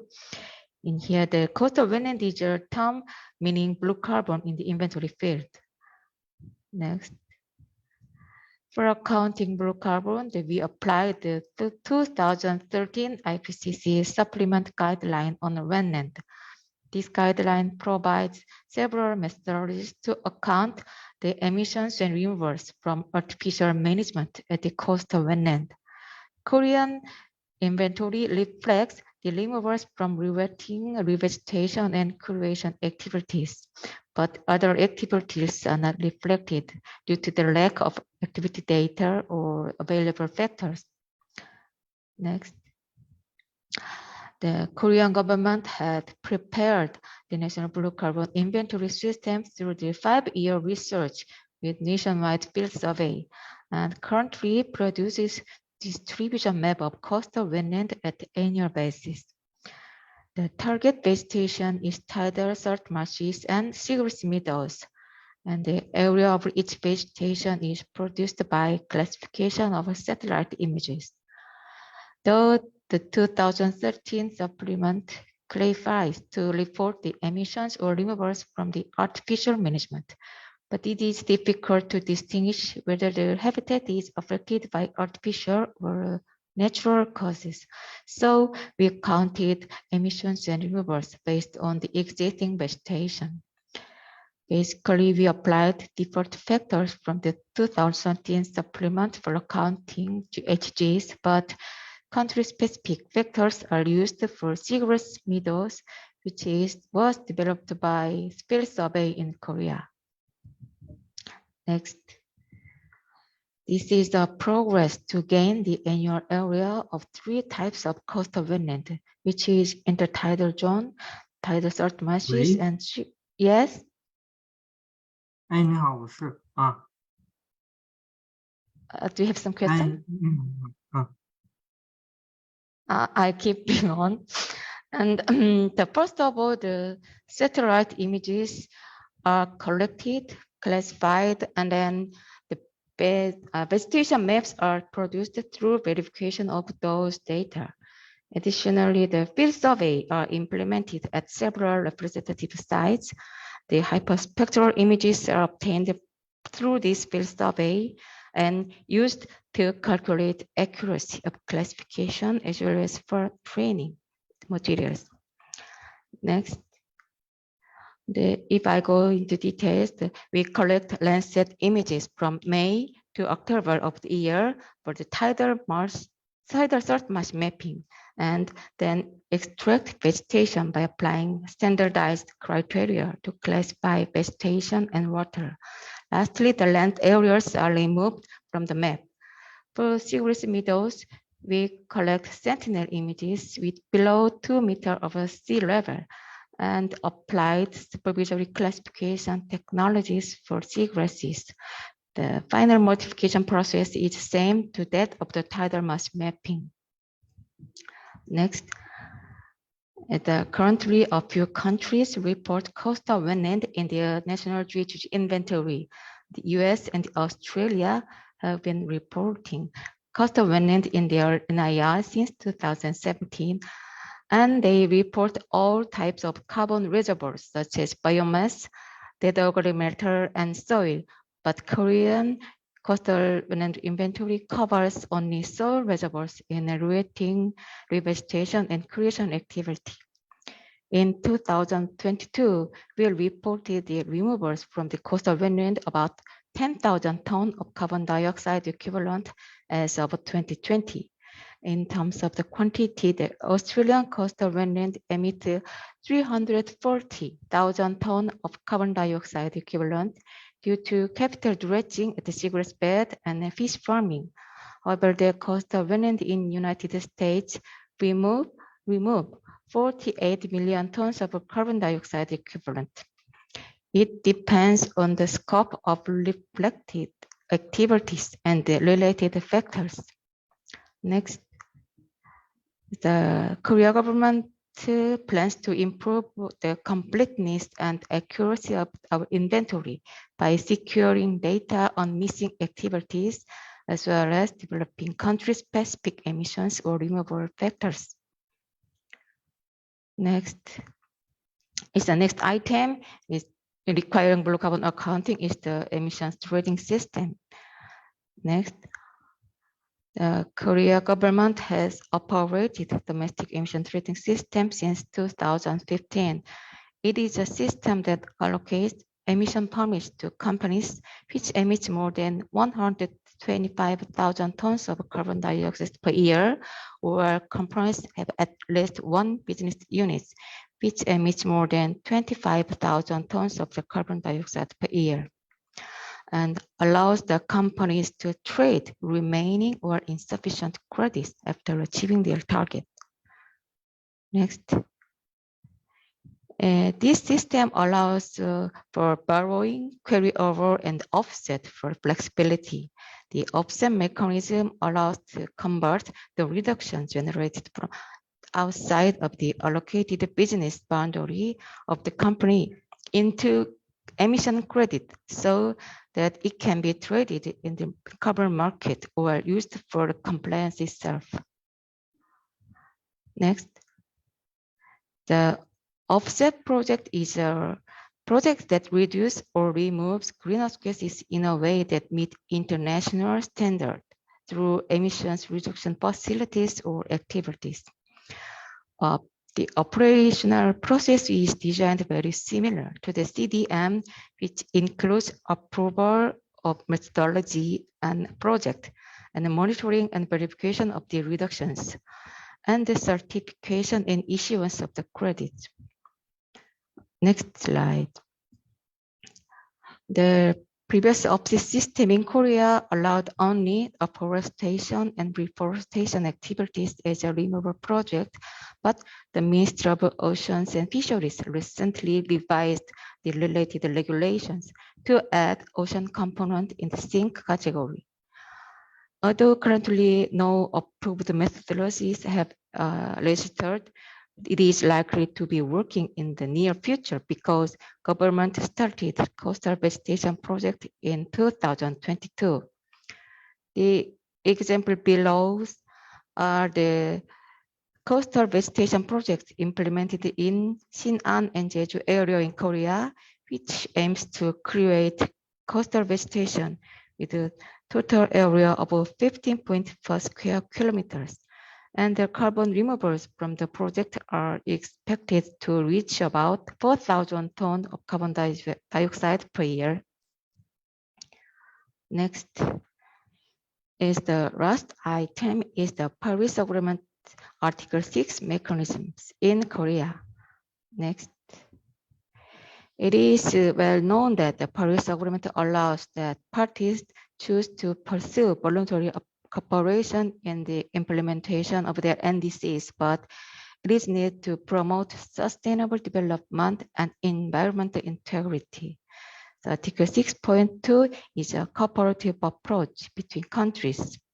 It requires countries to prevent double counting through corresponding adjustment when using mitigation outcomes to achieve their NDCs. And some of the mitigation outcomes can be voluntarily deducted to support adaptation of developing countries. And in Article 6.4 is a system supervised by convention. And it has been decided to deduct 5% of the mitigation outcomes as adaptation resources and cancel 2% of the overall mitigation in global emissions. Next. The Korea government decided to utilize these mechanisms to meet its NDC and has enacted the promotion of international mitigation project in the Framework Act of Carbon Neutrality and Green Growth for coping with climate crisis in 2022. Article 35 of this act, the government stipulated that any person who intended to conduct a project for technical support, investment, and purchase to obtain mitigation outcomes pursuant to the Article 6 of the Paris Agreement shall obtain tentative, it means prior approval thereof, and conduct monitoring to prove the amount of greenhouse gas reductions attained from the project. And the enforcement decree of the Framework Act on Carbon Neutrality specifies the requirement that is the international mitigation project must be sustainable, environmentally sound, and measurable and verifiable. Also, it requires appropriate monitoring method and feasibility as project. International mitigation councils, which is participated by several ministries, adjust matters related to the international mitigation project.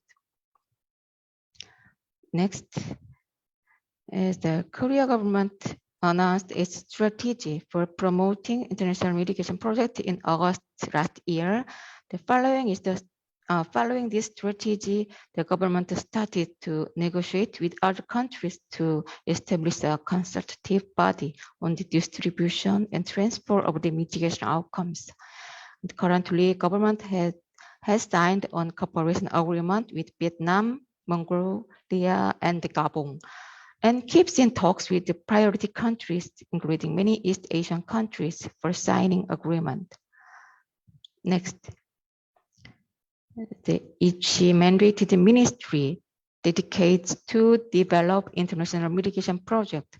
And in the area of the removals, Korea Forest Service and the Ministry of Oceans and Fisheries are exploring opportunities in developing countries. The Korea Forest Service has started a small-scale REDD+ pilot project in Cambodia, Myanmar, and Laos PDR. And the Ministry of Oceans and Fisheries signed an MOU with GGGI in November last year to secure international mitigation outcomes using blue carbon, and is considering to conduct a feasibility study on mangrove restoration in Indonesia. Next. And currently many issues regarding removal activities are discussing under the Article 6.4 supervisory body, which includes appropriate monitoring, accounting, crediting period, reversals, or permanence of the removals. And Korea government submitted national suggestion that proposed to include blue carbon management as a removal activities.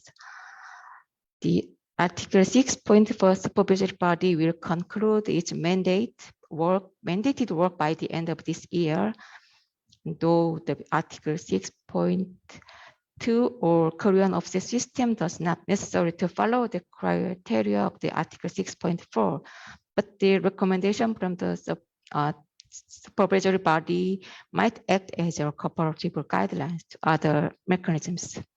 And I stop here. Thank you for listening. All right, thank you so much for your presentation, Dr. Soo-Hee Lee. And now we'll proceed to our panel discussion. I would like to introduce first our two panel reactors for today. Our first reactor is Dr. Francesco Ricciardi. He is the Senior Environment Specialist from the Sustainable Development and Climate Change Department of the Asian Development Bank. Dr. Francesco is a highly accomplished environmental scientist, and he is holding a bachelor's degree in biological sciences and a doctor's degree in environmental sciences from the University of Milan, followed by a prestigious Marie Curie European postdoctoral fellowship. With over 2 decades of research, academic, and development experience, he has made significant contributions to the field of environmental sciences, including publishing research on the impact of environmental pollution on ecosystems and biodiversity. With a deep understanding of the environmental challenges facing our world and a passion for finding innovative solutions, Dr. Francesco is a managing portfolio of nature-based solution projects applied to coastal resilience, transport, and energy infrastructure. Our second reactor is Dr. Siti Mariam Yaqub. Dr. Siti is a marine ecologist and the director of the International Blue Carbon Institute at Conservation International. She has more than 15 years of experience working across tropical marine ecosystems and is passionate about seagrass habitats. Her work in Blue Carbon focuses on advancing the science, systems, and policies to scale protection and restoration of blue carbon ecosystems for nature-based climate adaptation and mitigation. Please join me in welcoming our panel reactors for our discussion this morning, Dr. CP and Dr. Francesco.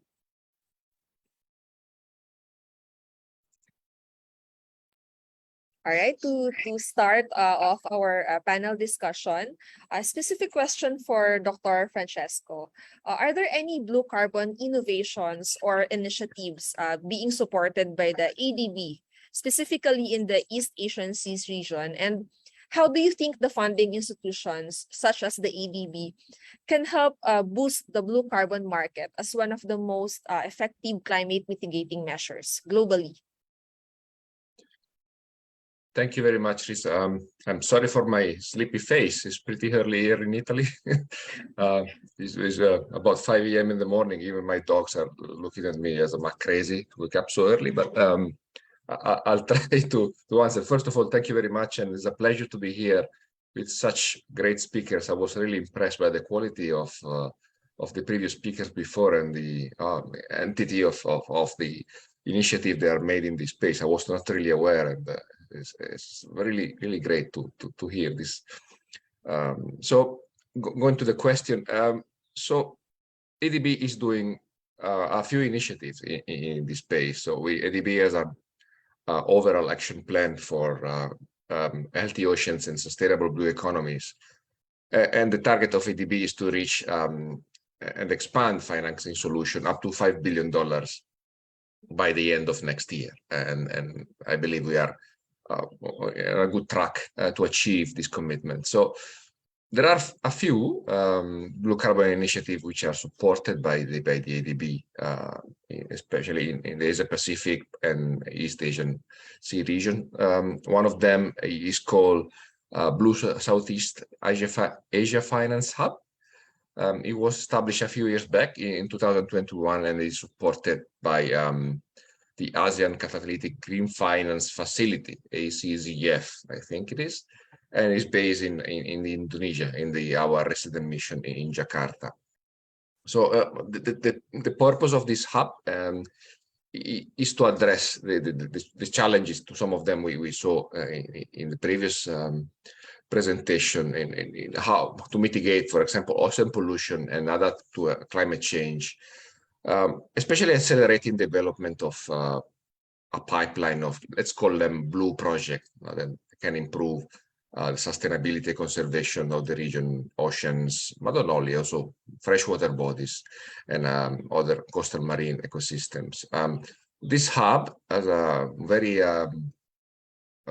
large target of creating so-called bankable projects that are going to be worth about 300 million by 2024 to catalyze also some co-financing.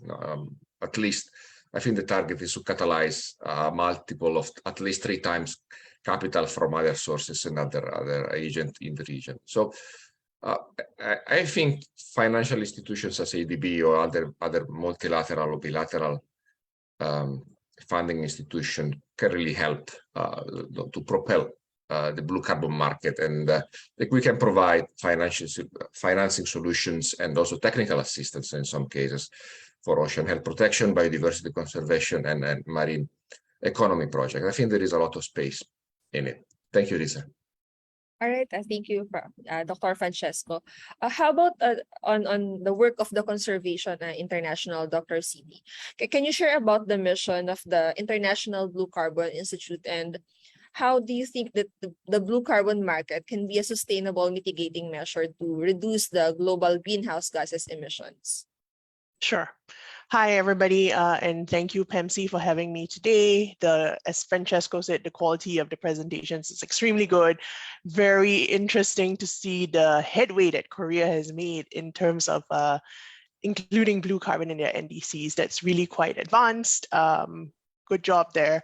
And yeah, so I'm here as the director of the International Blue Carbon Institute. It was a new institute announced last year during the COP, and it is about a year old. I myself am still relatively new to the position. So we are trying to progress blue carbon science in this region. So there's really 3 pillars that the Institute is working on. And I encourage you to Google International Blue Carbon Institute. You should come to our CI website. A web page. We are in the process of developing an entire website around the Institute. But for now, our 3 pillars are to innovate on the science for blue carbon. We want to be able to provide global leadership in translating some of that cutting edge science into tools and methodologies for the application of blue carbon for climate mitigation and adaptation. We want to build capacity because this is a very large issue facing the industry at the moment. There is a lot of interest, but not a lot of training programs and information available on how you can actually make blue carbon your career. So building capacity for action, this includes multidisciplinary capacity. So it's not just in the science, but it's also in policy, in finance, in sustainable finance especially, and that our focus is global. So the Institute is based in Singapore. And the focus area for the first couple of years is going to be in the APAC region, but of course we're also serving the needs of other regions as and when they come along. The 3rd pillar is to really develop a global blue carbon network. So Conservation International has been involved since the start in this blue carbon conversation, especially through things like the Blue Carbon Initiative. We're one of the leaders that has been moving that piece along. We organize the International Blue Carbon Science Working Group meetings almost annually, except for during COVID.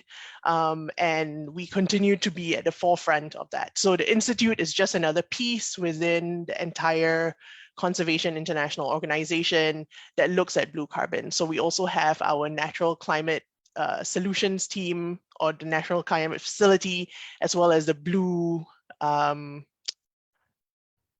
economies team. So looking at all other ocean systems and also how that obviously contributes to blue carbon.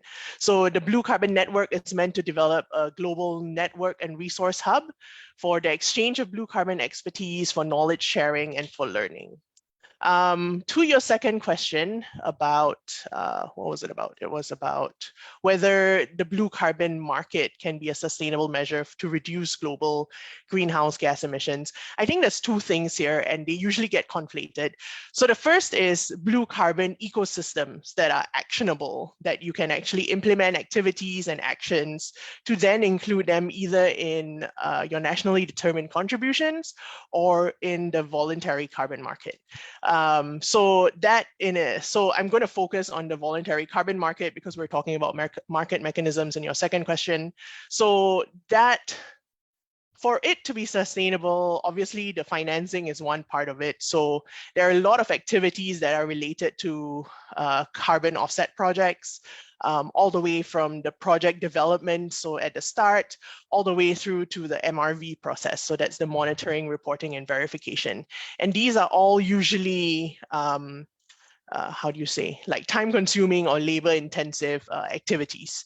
As our presenters alluded to, especially our first presenter, Professor McClone, I think she mentioned that there was a question in the Q&A that asked, like, how do you talk about soil carbon, or how do you detect soil carbon?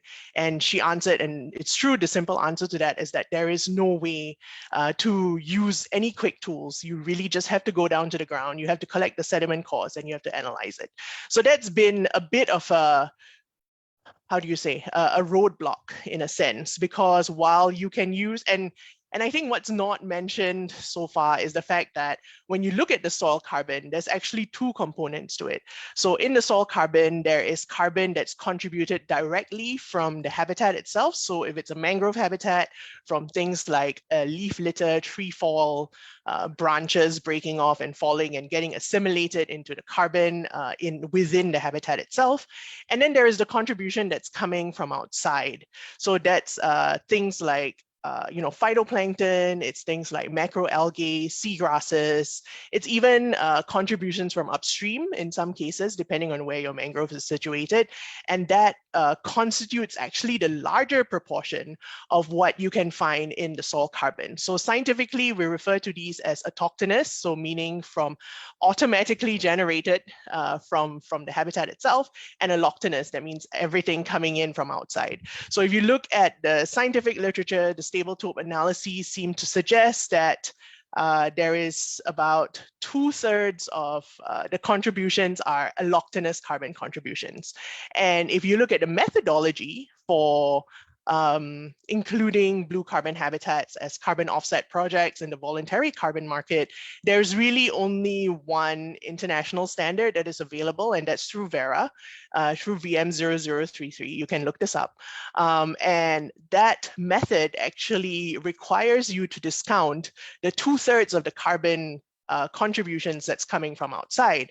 And that's because that is not immediately or easily traceable, and therefore it's very difficult to monitor.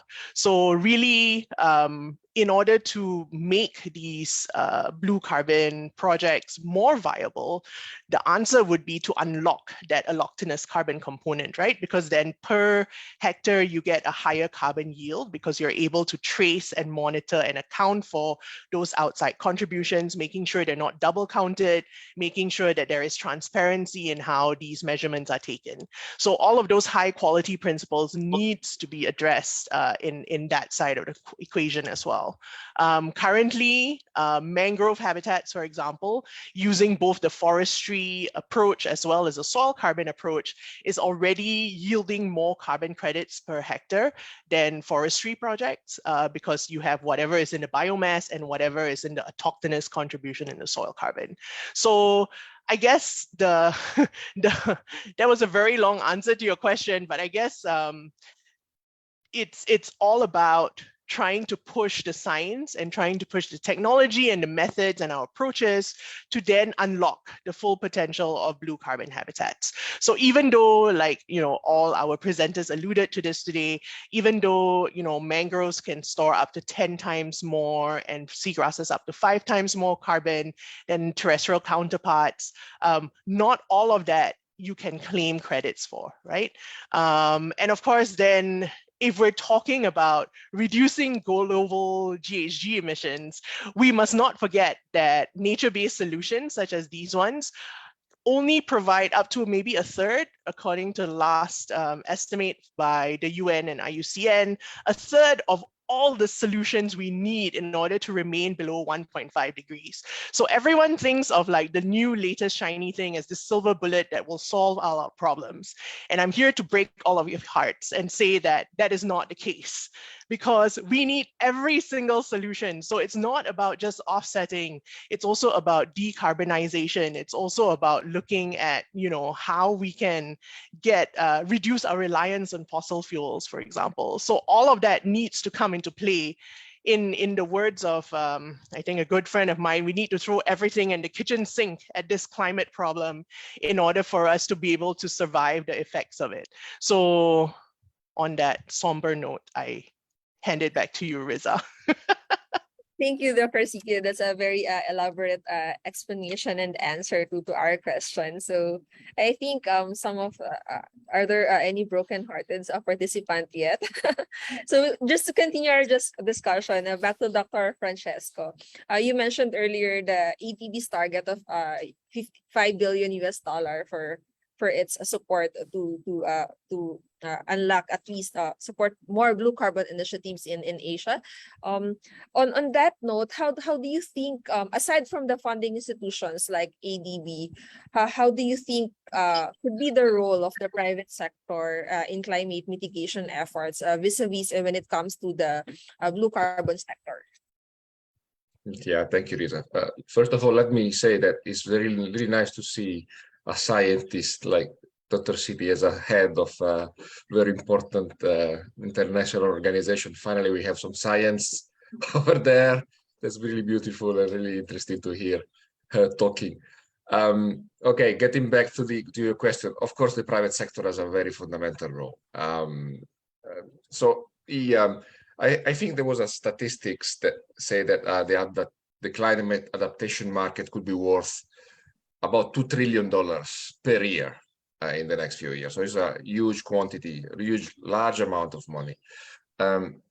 So, for example, valuation of ecosystem services, as much controversial it can be, can support the release of some financial resources from the private sector as well, to help develop markets around the protection and regeneration of blue carbon and nature-based solution. We heard a lot about carbon offsetting, that I agree is not, the silver bullet for everything, but is an important characteristic part of our fight against climate change. I want to make an example now. For example, insurance companies. They have a potentially very big role in this space. Now, for example, in ADB, we have a technical assistance program in the region that is starting to pilot the use of parametric insurance in some coastal areas, like it's Indonesia, Philippines, Fiji, and Solomon Islands. So the parametric insurance is a very interesting tool because it just gets triggered by some specific parameters like the intensity of wind during a storm. So if the wind during a storm exceeds a certain threshold, the payment got released immediately without having insurance going on site and checking the damage and everything. So that could be very important. This has been already successful example in the Gulf of Mexico, I believe, that protect the coastal community and the businesses from incidents of natural events like cyclones or storms that unfortunately we know are projected to become more and more intense and more frequent in the following years. So this protection, I believe, of coastal ecosystems is very important for two reasons. One, of course, for the biodiversity, coastal blue carbon value that they host, but also because this coastal ecosystem have a direct effect on coastal communities. And for coastal communities, probably my feeling is it's not really important for them knowing that these coastal ecosystems will protect them from future losses, because it's not influencing their daily cash flow. They don't see the advantage. Maybe the government would, but not them directly. So having private sector step in means for them having direct cash, direct finance on the daily basis. So they will probably appreciate more the importance for coastal ecosystems, and probably will help protect mangrove forests or coral reef, all these wonderful ecosystems that are so precious, especially in Asia. So to summarize, I would say that probably by investing in this blue carbon initiative, the private sector can really help to meet this investment gap. There is a lot of money to be made, but also a lot of money to be provided to this solution, and so can help to fill this gap in adaptation finance, especially, and can create new jobs, can help mitigate the climate change, and also making cities and communities more sustainable. Over. Thank you very much. Just a follow-through question, Dr. Francesco. You mentioned earlier also about the Southeast Asia Finance Hub. Does it focus on innovation, or like in general any blue carbon initiatives from different sectors? So no, it's not focused on a single sector. It's focused on bankable projects. So that's a bit of a trick, in all when the bank or the private sector come in some way they need to see a return of their investment. Otherwise, there is not much of a incentive for them to intervene in this space. But for example, we have a large project in Cambodia, which is sustainable fisheries. And that will help the local communities and the government to increase the revenue from the coastal fisheries, but not fishing more, fishing better. That is something that can help the coastal ecosystem to recover, and the government and the fishing companies to increase their cash flow and their income. So that's one example that I can give in this space. Thanks. All right, thank you, Dr. Francesco. For Dr. Siti, with the rise of the blue carbon market, how can you think that the government or the countries can capitalize on this to maximize their blue carbon potential? And what are the other non-blue carbon benefits that are also vital to mitigate the impacts of climate-induced threats? Sure. Thanks for the question, Riza. So I think with blue carbon market, so again, we're talking about the voluntary carbon market here. So that's used to offset emissions within Scope 3. So if you know anything about sustainability reporting, Scope 1 and 2 is separate from Scope 3. So Scope 3 is really things that you really are out of the companies or the governments or whoever's control, and therefore they are buying offsets to offset Scope 3. So when we're talking about voluntary carbon markets, I think there is a lot of buzz because also of all the new carbon exchanges that have come up. Singapore, for example, made this really huge announcement about the CIX and how it's going to have, it's going to be trading high quality and high volume, nature-based carbon offsets, for example. So obviously blue carbon is one of those. But if you look at the number of blue carbon projects in the world, it's actually still relatively small, and the volume or the output of credits from those projects is very small compared to like the total volume of what is traded for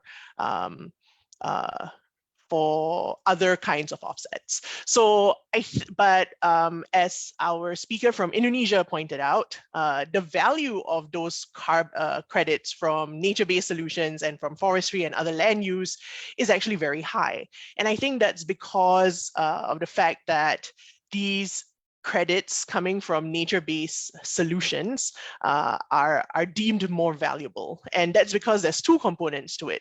One is that so there's two actions you can possibly get credits from. The first is through avoidance credit. So that is preventing future deforestation usually, or future habitat degradation, and therefore locking in the carbon for the long term. This is the one that has, and I'm going to address the big elephant in the room that has come under fire recently when The Guardian published that report against Vera, right?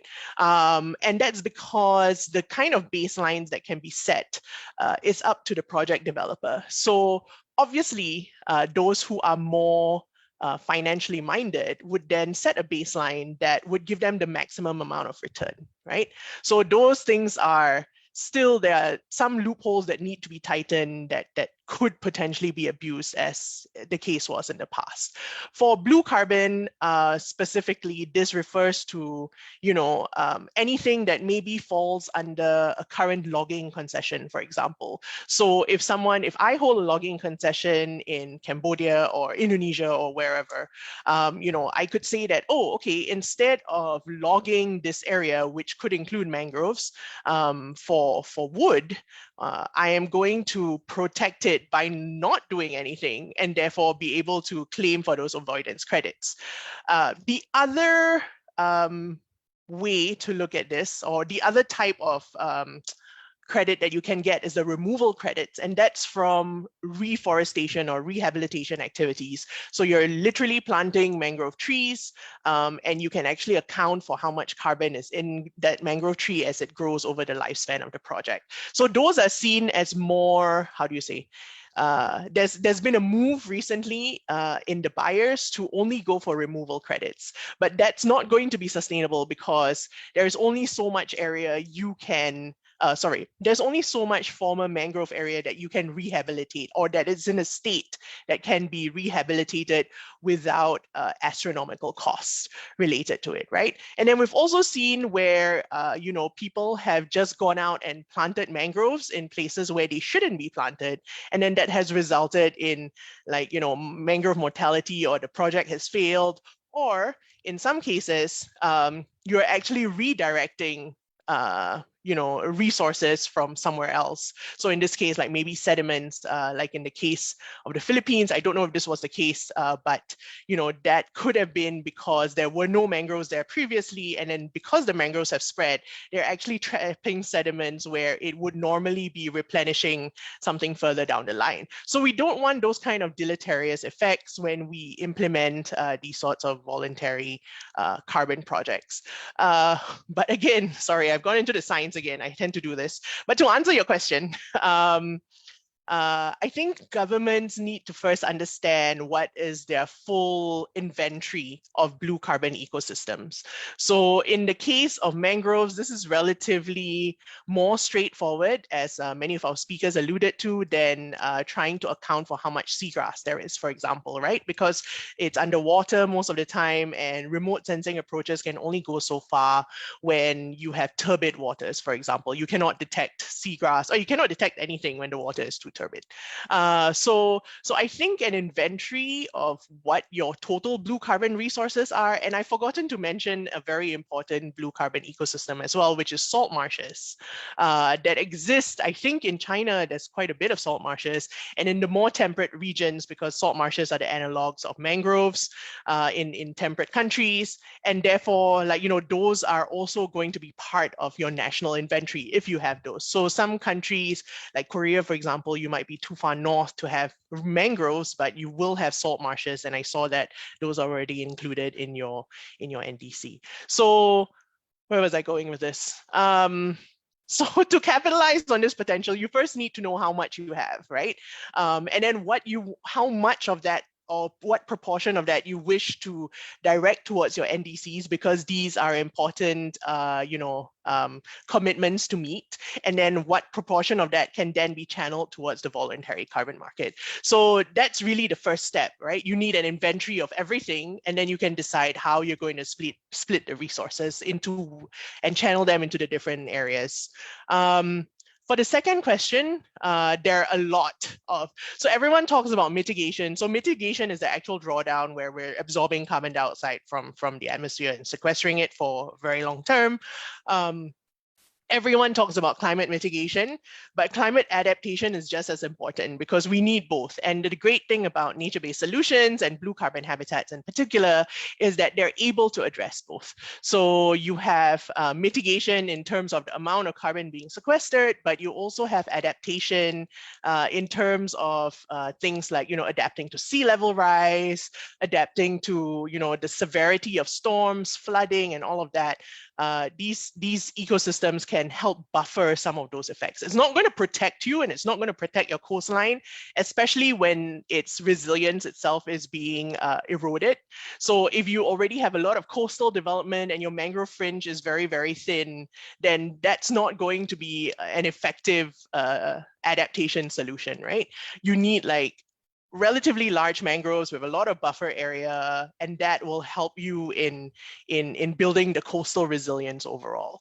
So the other thing I think Francesco mentioned is that there are a lot of co-benefits that can come from implementing these carbon projects, right? So whether you're doing it for NDCs, whether you're protecting the habitats for NDCs, or whether you are restoring them in order to get carbon credits, there are a lot of co-benefits that can be derived for the blue economy, as we like to call it, right? So it could be things like fisheries, it could be silviculture.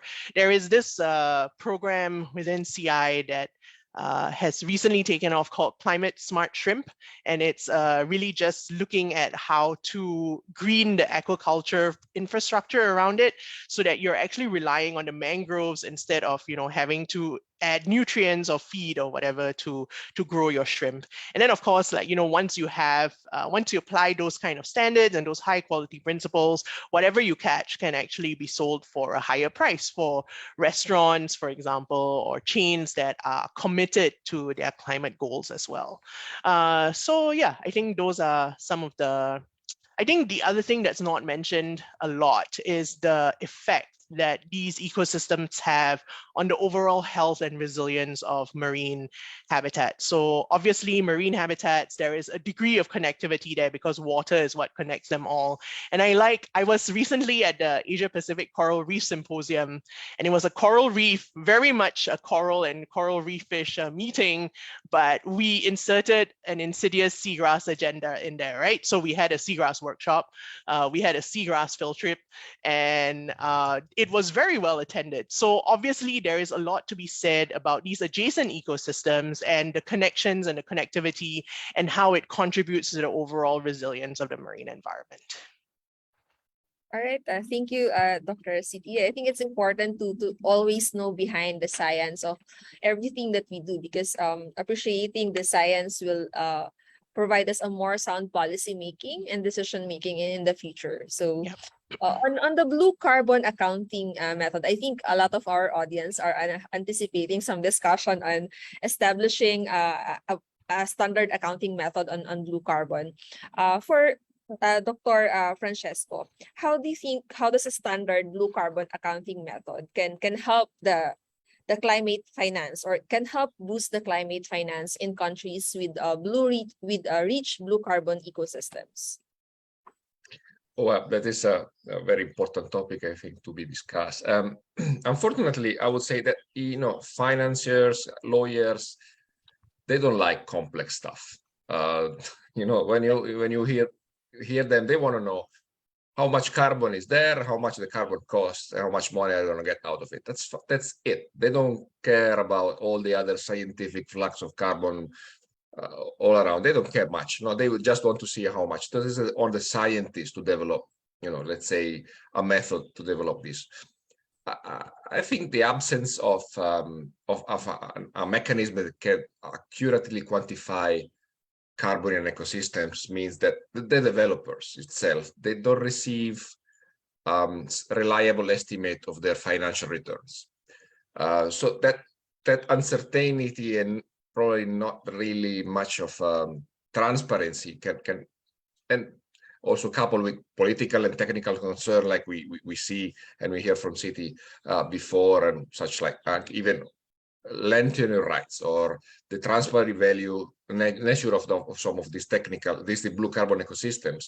These are challenges for project blue carbon project to be developed. So if we were be able to develop a standard blue carbon accounting method, I understand from a scientific perspective is very difficult because every ecosystem is different from the other. So, you know, a standard mechanism could be an approximation of it, but most likely that can help boost this climate finance, especially in countries with so rich blue carbon ecosystems, you know, and providing a reliable and consistent way to measure this carbon and carbon sequestration and storage potential of these ecosystems. And you know, again, the financial world don't like complexity in some cases. In some other cases, they like it a lot. I've seen, I don't know, some carbon offsetting derivatives paid in cryptocurrencies, so they can have some innovation in the way they think. But in this case, I think having a standard accounting method can attract more private investment. We can provide a clear and transparent framework and to assess, especially the economic value of this blue carbon initiative. I think there were some studies that show that, you know, the investment in this blue carbon ecosystem can capture, I think, was up to like 10 or 11 gigaton of carbon per annum by 2050, which is a lot of carbon. It can be some from the atmosphere. No, if we manage to integrate this blue carbon ecosystem in our carbon standards, we can influence the public policy, and also the funding project can come in through the private sector, but also government, businesses, and maybe also other stakeholders. Thank you. All right, thank you, Dr. Francesco. On CI's experience, Dr. Siki, what were the challenges and opportunities when you were on the process of establishing the International Blue Carbon Institute? How's the experience in terms of developing tools and guidance on blue carbon in relation with the nationally determined contributions? Because I understand, of course, if we are one of the working spheres of the institute is to establish a global network, and of course that's one of the agenda also of the countries who will be interested to be part of the network is to integrate the blue carbon efforts in the climate Paris Agreement. So what were the challenges and opportunities that you have encountered so far? So I think this is very much related to the question that Francesco just answered. You know, there isn't a one standard, right? Because there's, and it depends on what you're planning to channel it to again. So is it going to be NDCs or is it going to be for the voluntary carbon market? So I think instead of having a global standard, I think what is needed based on our experience are these universal and high quality principles, right? So everyone that develops a standard should adhere to these global principles. And this is something that is still in discussion.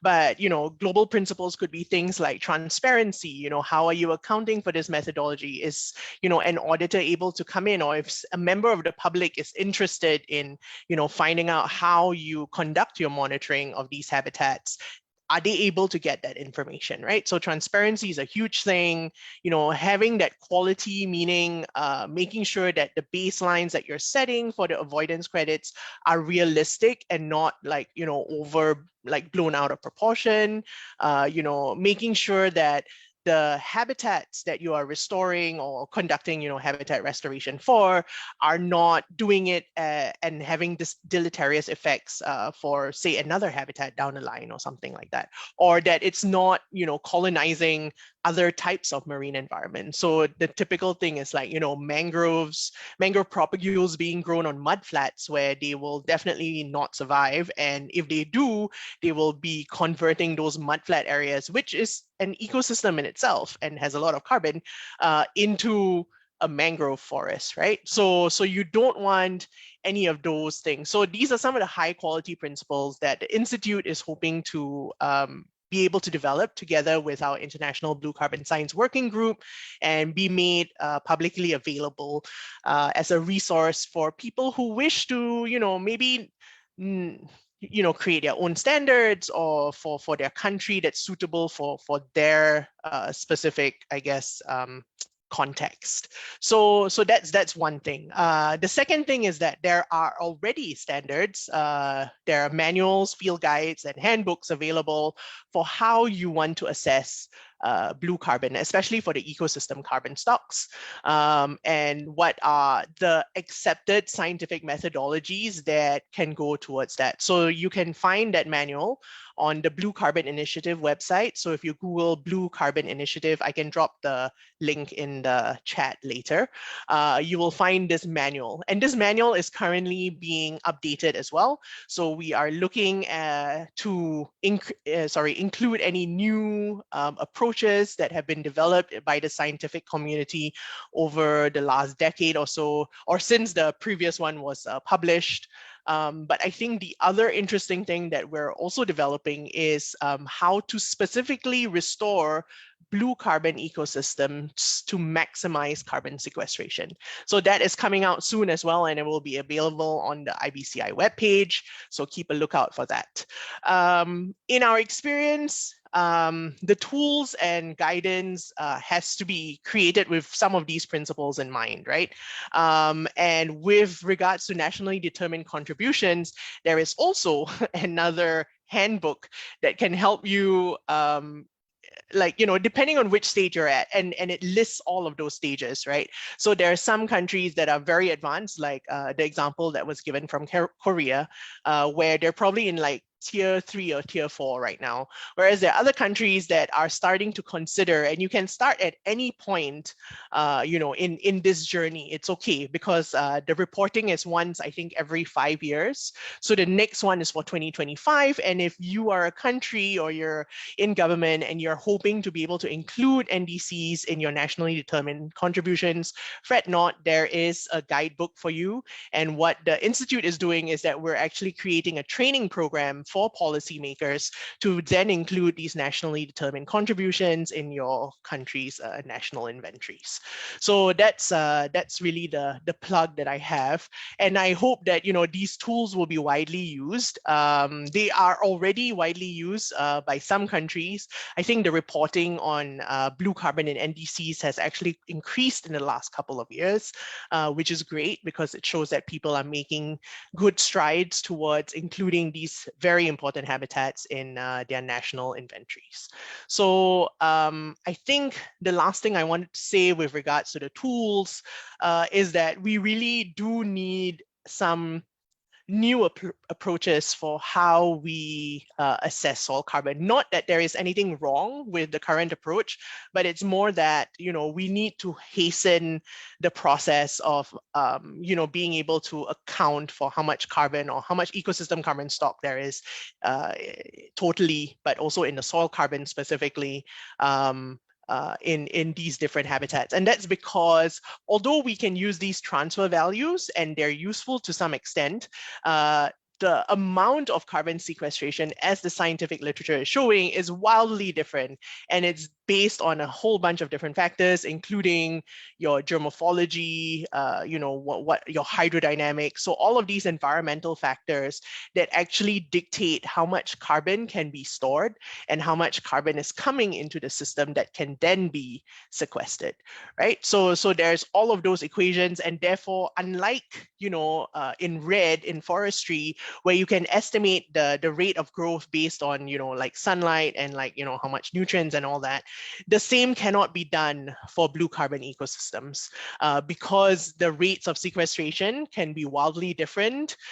Even if it is the same species, even if it's the same country, it really depends on where it sits. Right. So as I think one of the presenters mentioned, the site in Barau, am I saying that right? Probably not. But anyway, the site in Indonesia that has the extremely high sequestration rates, that's probably because of some of the proximate factors. If I'm not wrong, Barau is in North Kalimantan.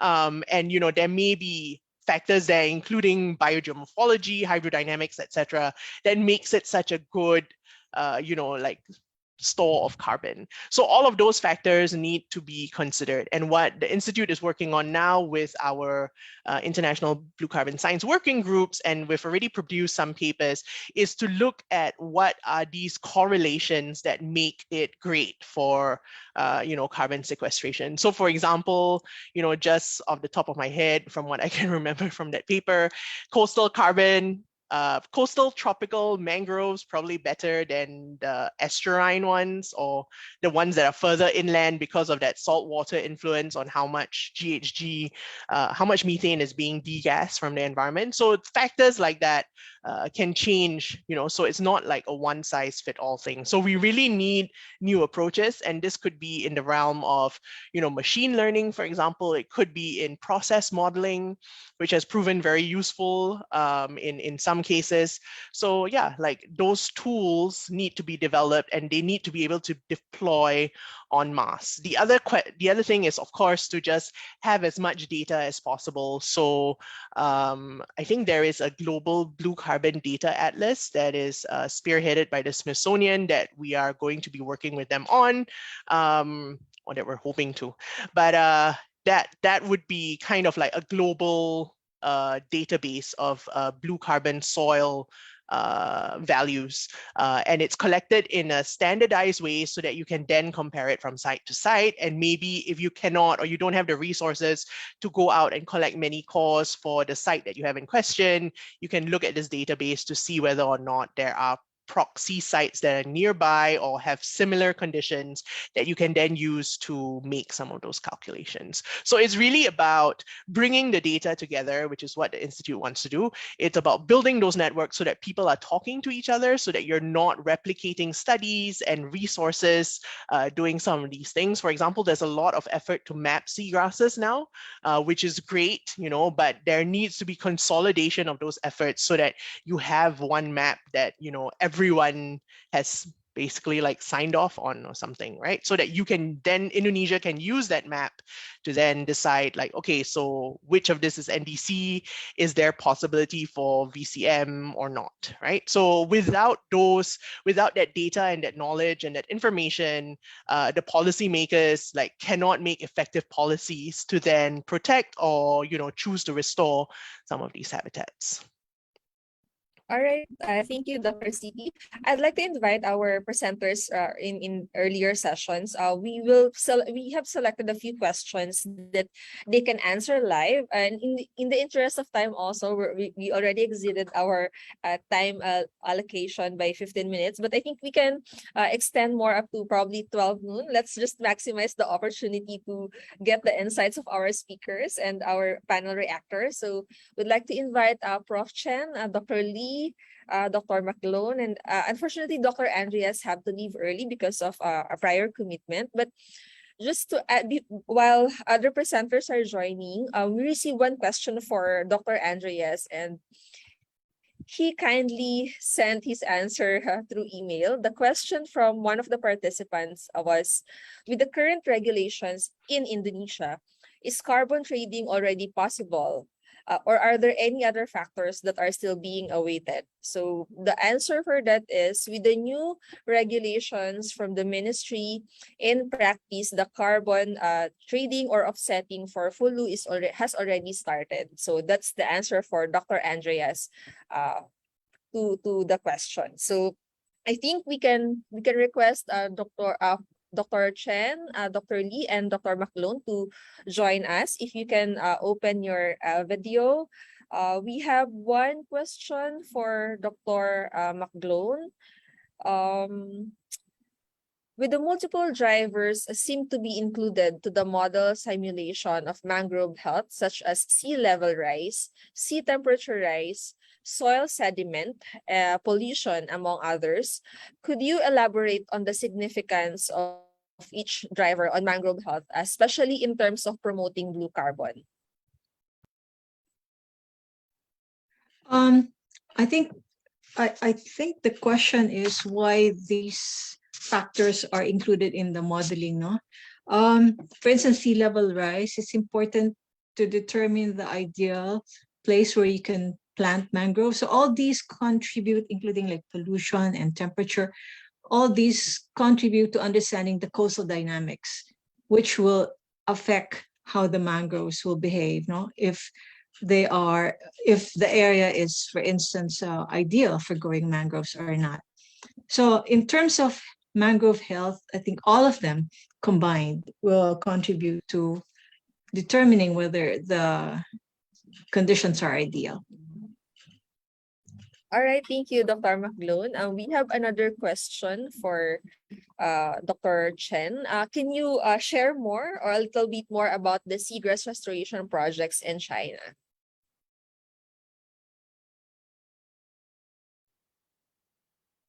I think you're on mute. Yeah, right.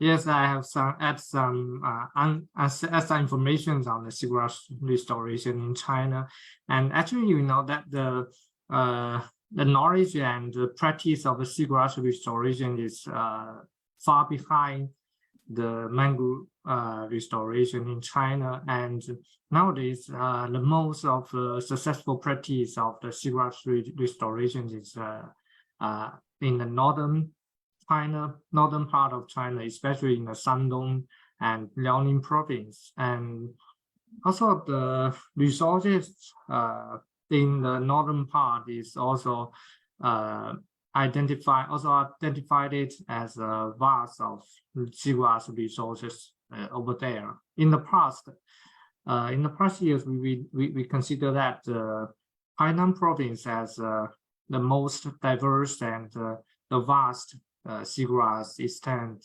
for China. But now, based on the national surveys of the seagrass resources, we identify the northern part, especially in Hebei and Hebei province and Shandong province and Liaoning are the hotspot of the seagrass distribution. And the eelgrass restoration is more, has a longer history in the northern of China. And so now most of the projects of seagrass restoration is taking place in the northern part. And also there are some pilots projects in the southern China in Hainan province, but it's more costly, has more expensive to conduct the seagrass restorations. So this is the basic information. But now we are still promoting the technology developing and also the practice and also the guidance of the seagrass restoration in China. And we hope in the future seagrass can receive the attentions that as intense as a mangrove in China. Thank you. Thank you, Dr. Chen. For Dr. Lee, we have a question on what is the proper scale tolerance for emission factor for seagrass to be practiced from one site to another site? Is it national or regional or provincial?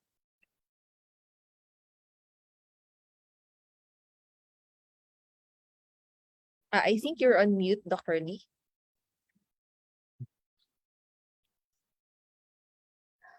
Yes, the tolerance of the seagrass in Korea, in the Korean coast. In fact, we did not distinguish the tolerance. The seagrass is a rooted plant, and it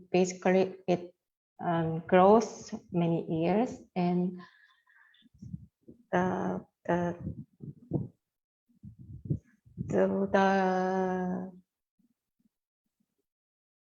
if the storm come to the Korean coast, the seagrass was disappeared. So I think the previous presenter told that the storm or other storm is a very big impact to remove the seagrass or other blue carbon resources in the coastal area. I think that I cannot give the exact answer of the tolerance of the blue carbon credit. So I stop here. All right, thank you, Dr. Lee. For Dr. Francesco, we have one question, I think specifically an audience from the Philippines. How can a project developer in the Philippines can best access the project finance support for the conservation and restoration of the blue carbon ecosystems? But that's a variety of ways where you can get into this kind of financing. ADB specifically finance mostly sovereign projects in the Philippines, but also private sector projects. So once there is at least an idea, a concept of a potential project, what we normally do is evaluate the proposal. This is done directly by the investment officers.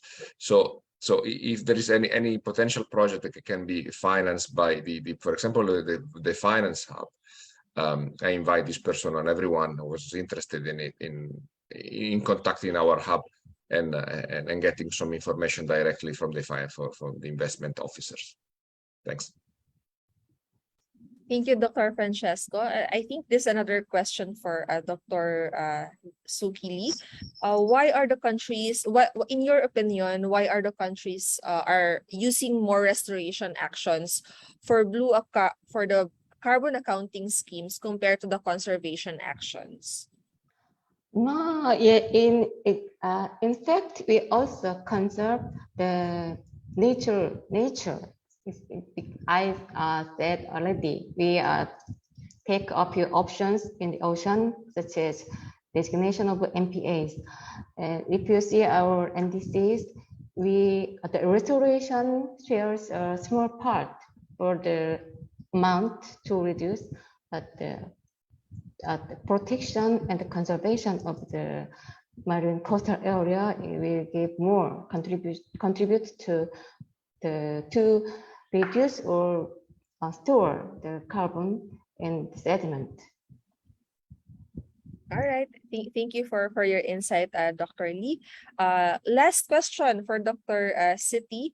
What are the economic benefits that the community, host community or partner community can receive from the carbon credit market when they manage or restore the mangrove area? Also specifically, those who have legal land certificates for the designated mangrove restoration and planting areas are getting fair financial allocations from the carbon market credits. I mean, if you're following the high quality principles, the project developer would hold most of the financial revenue from the sale of the credits. So when we're talking about voluntary carbon markets here, right? So so if your community, so if the community or local NGO is your representative, then they help hold so they're the ones running the project, and they're the ones so ideally any revenue you get from these financial projects should be going back to the community that it is serving, right?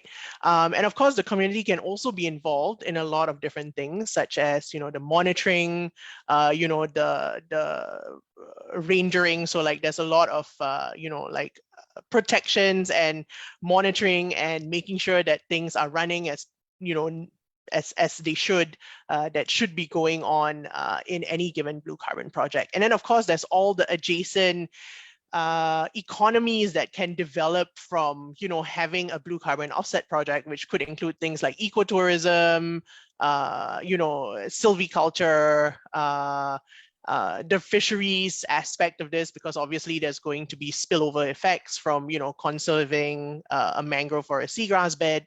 So these benefits should primarily in an ideal scenario be directed or be redistributed towards the community. And I think if we look at some of the examples that we have around the world, so obviously, I'm going to highlight the one that CI has done. So we have a flagship project in Colombia, in Cispata. And that is an example of how the community is involved. So we had to have buy-in from all the different communities along the coast. If they're indigenous people who are looking after this land, then they should be getting most of that revenue to then support the activities that they need to be doing in the whole MRV process. But in Cispata, for example, there's a lot of different economies that have sprouted up around this blue carbon project. So I encourage you to look at the report for the full transparency of how much the carbon credits are being sold for. So when you can showcase a high quality and transparent project in this way, you can actually get more revenue than what the going market rate is. So if you look at nature-based carbon offsets, I think currently the forestry ones are selling at between $5 to maybe $15 a ton. I think the Cispata project, because of the involvement of the community and the showcasing of these high quality principles, was able to fetch about 3 to 4 times that. So if you have these principles in place, and I think the speaker from Indonesia alluded to this when he spoke about having the verified carbon standard, but also CCB and that other one that he mentioned, having all of those safeguards in place ensures that your project is going to be is going to have the best benefits possible for the communities as well as the people who live around it and the people who are involved in it. So ideally, in an ideal situation, you would not have this middle person who would then get kickbacks for being able to sell that credit on, right? So I think what you find now is that there are a lot of investors coming in who want to lock the price of that carbon credit because they know blue carbon credits are going to be valued a lot more in the future, right? Because every time you publish one of these verification reports, you're actually improving on those methods. And the more you improve on it, the more you can demand as a higher price for the carbon credit unit that you're selling. And there are a lot of investors who are trying to lock it in at a lower price now so that they can then either use it for themselves or resell it later on to another party, for example, right? And while it's useful to use these carbon exchanges. I mean, it should be the platform for how you are trading these carbon offsets. I think there also needs to be some transparency on how much the fee is, right, for operating in the space might be. Because I think what we want to be able to see is that these carbon projects are benefiting communities, they're benefiting indigenous people, and they're benefiting people who are involved in running the project. And often, as capitalism goes, this is not usually the case, right? So you find that there usually is going to be exploitation of some degree. So the transparency and the reporting really helps with all of that, right? So that you make sure that, the things you say you're doing are being done and you are having an impact, a positive impact on both the communities, the biodiversity, as well as the climate. Does that answer the question? Yes. Okay. Thank you, Dr. City.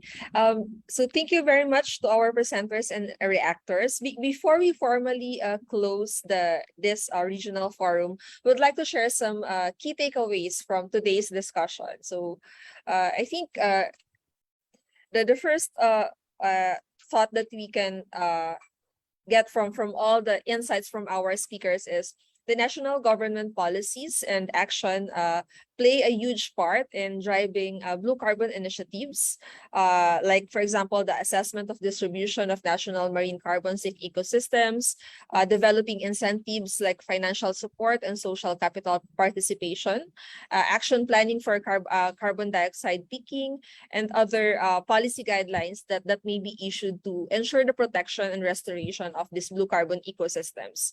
At the same time, there have been existing guidelines already that were developed to monitor blue carbon ecosystems. But it's important how these tools are downloaded or how these tools can reach the right users or people. And capacity building is one of the key to ensure that the transfer of knowledge from research think tanks and other institutions are flowed thoroughly and smoothly. And in the context of the East Asian Seas region, several countries have already institutionalized and technical mechanisms are in place already to survey, monitor, and account blue carbon ecosystems. And in fact, I think some are already venturing in going to the blue carbon market, not just at the national level, but at the global scale. However, only a few have established voluntary carbon markets. And I think lastly, on one of the most interesting discussion is on the blue accounting method.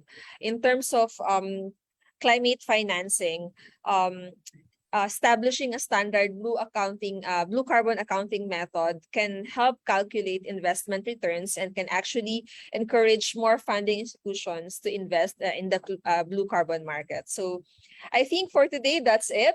We would like to request our presenters and our reactors for a quick photo op before we close our sessions. So, all right, 1, 2, 3. All right, thank you, everyone. There are more informations in the chat box. Our reactors and presenters have sent their links where you can find more resources on blue carbon. And we have also typed in there the feedback form. Please scan the QR code. You will be able to receive, once you answer the feedback form, you'll be able to receive the link where you can download the PDF copy of the presentations from our presenters today. So Thank you very much. Grazie mille, Dr. Francesco Ricciardi. It's very early in Italy, and thanks for for joining us today. Dr. Sipi, Dr. Chen, Dr. Andreas, Dr. Macglone, and Dr. Lee. Thank you very much for all your insights and very, very insightful presentations and discussion. So hopefully in the next learning event of PEMSEA, you'll be able to join us also. And thank you, everyone. Have a good week ahead. Thank you. Thank you. Thank you. Thank you. See you. Bye. Bye-bye.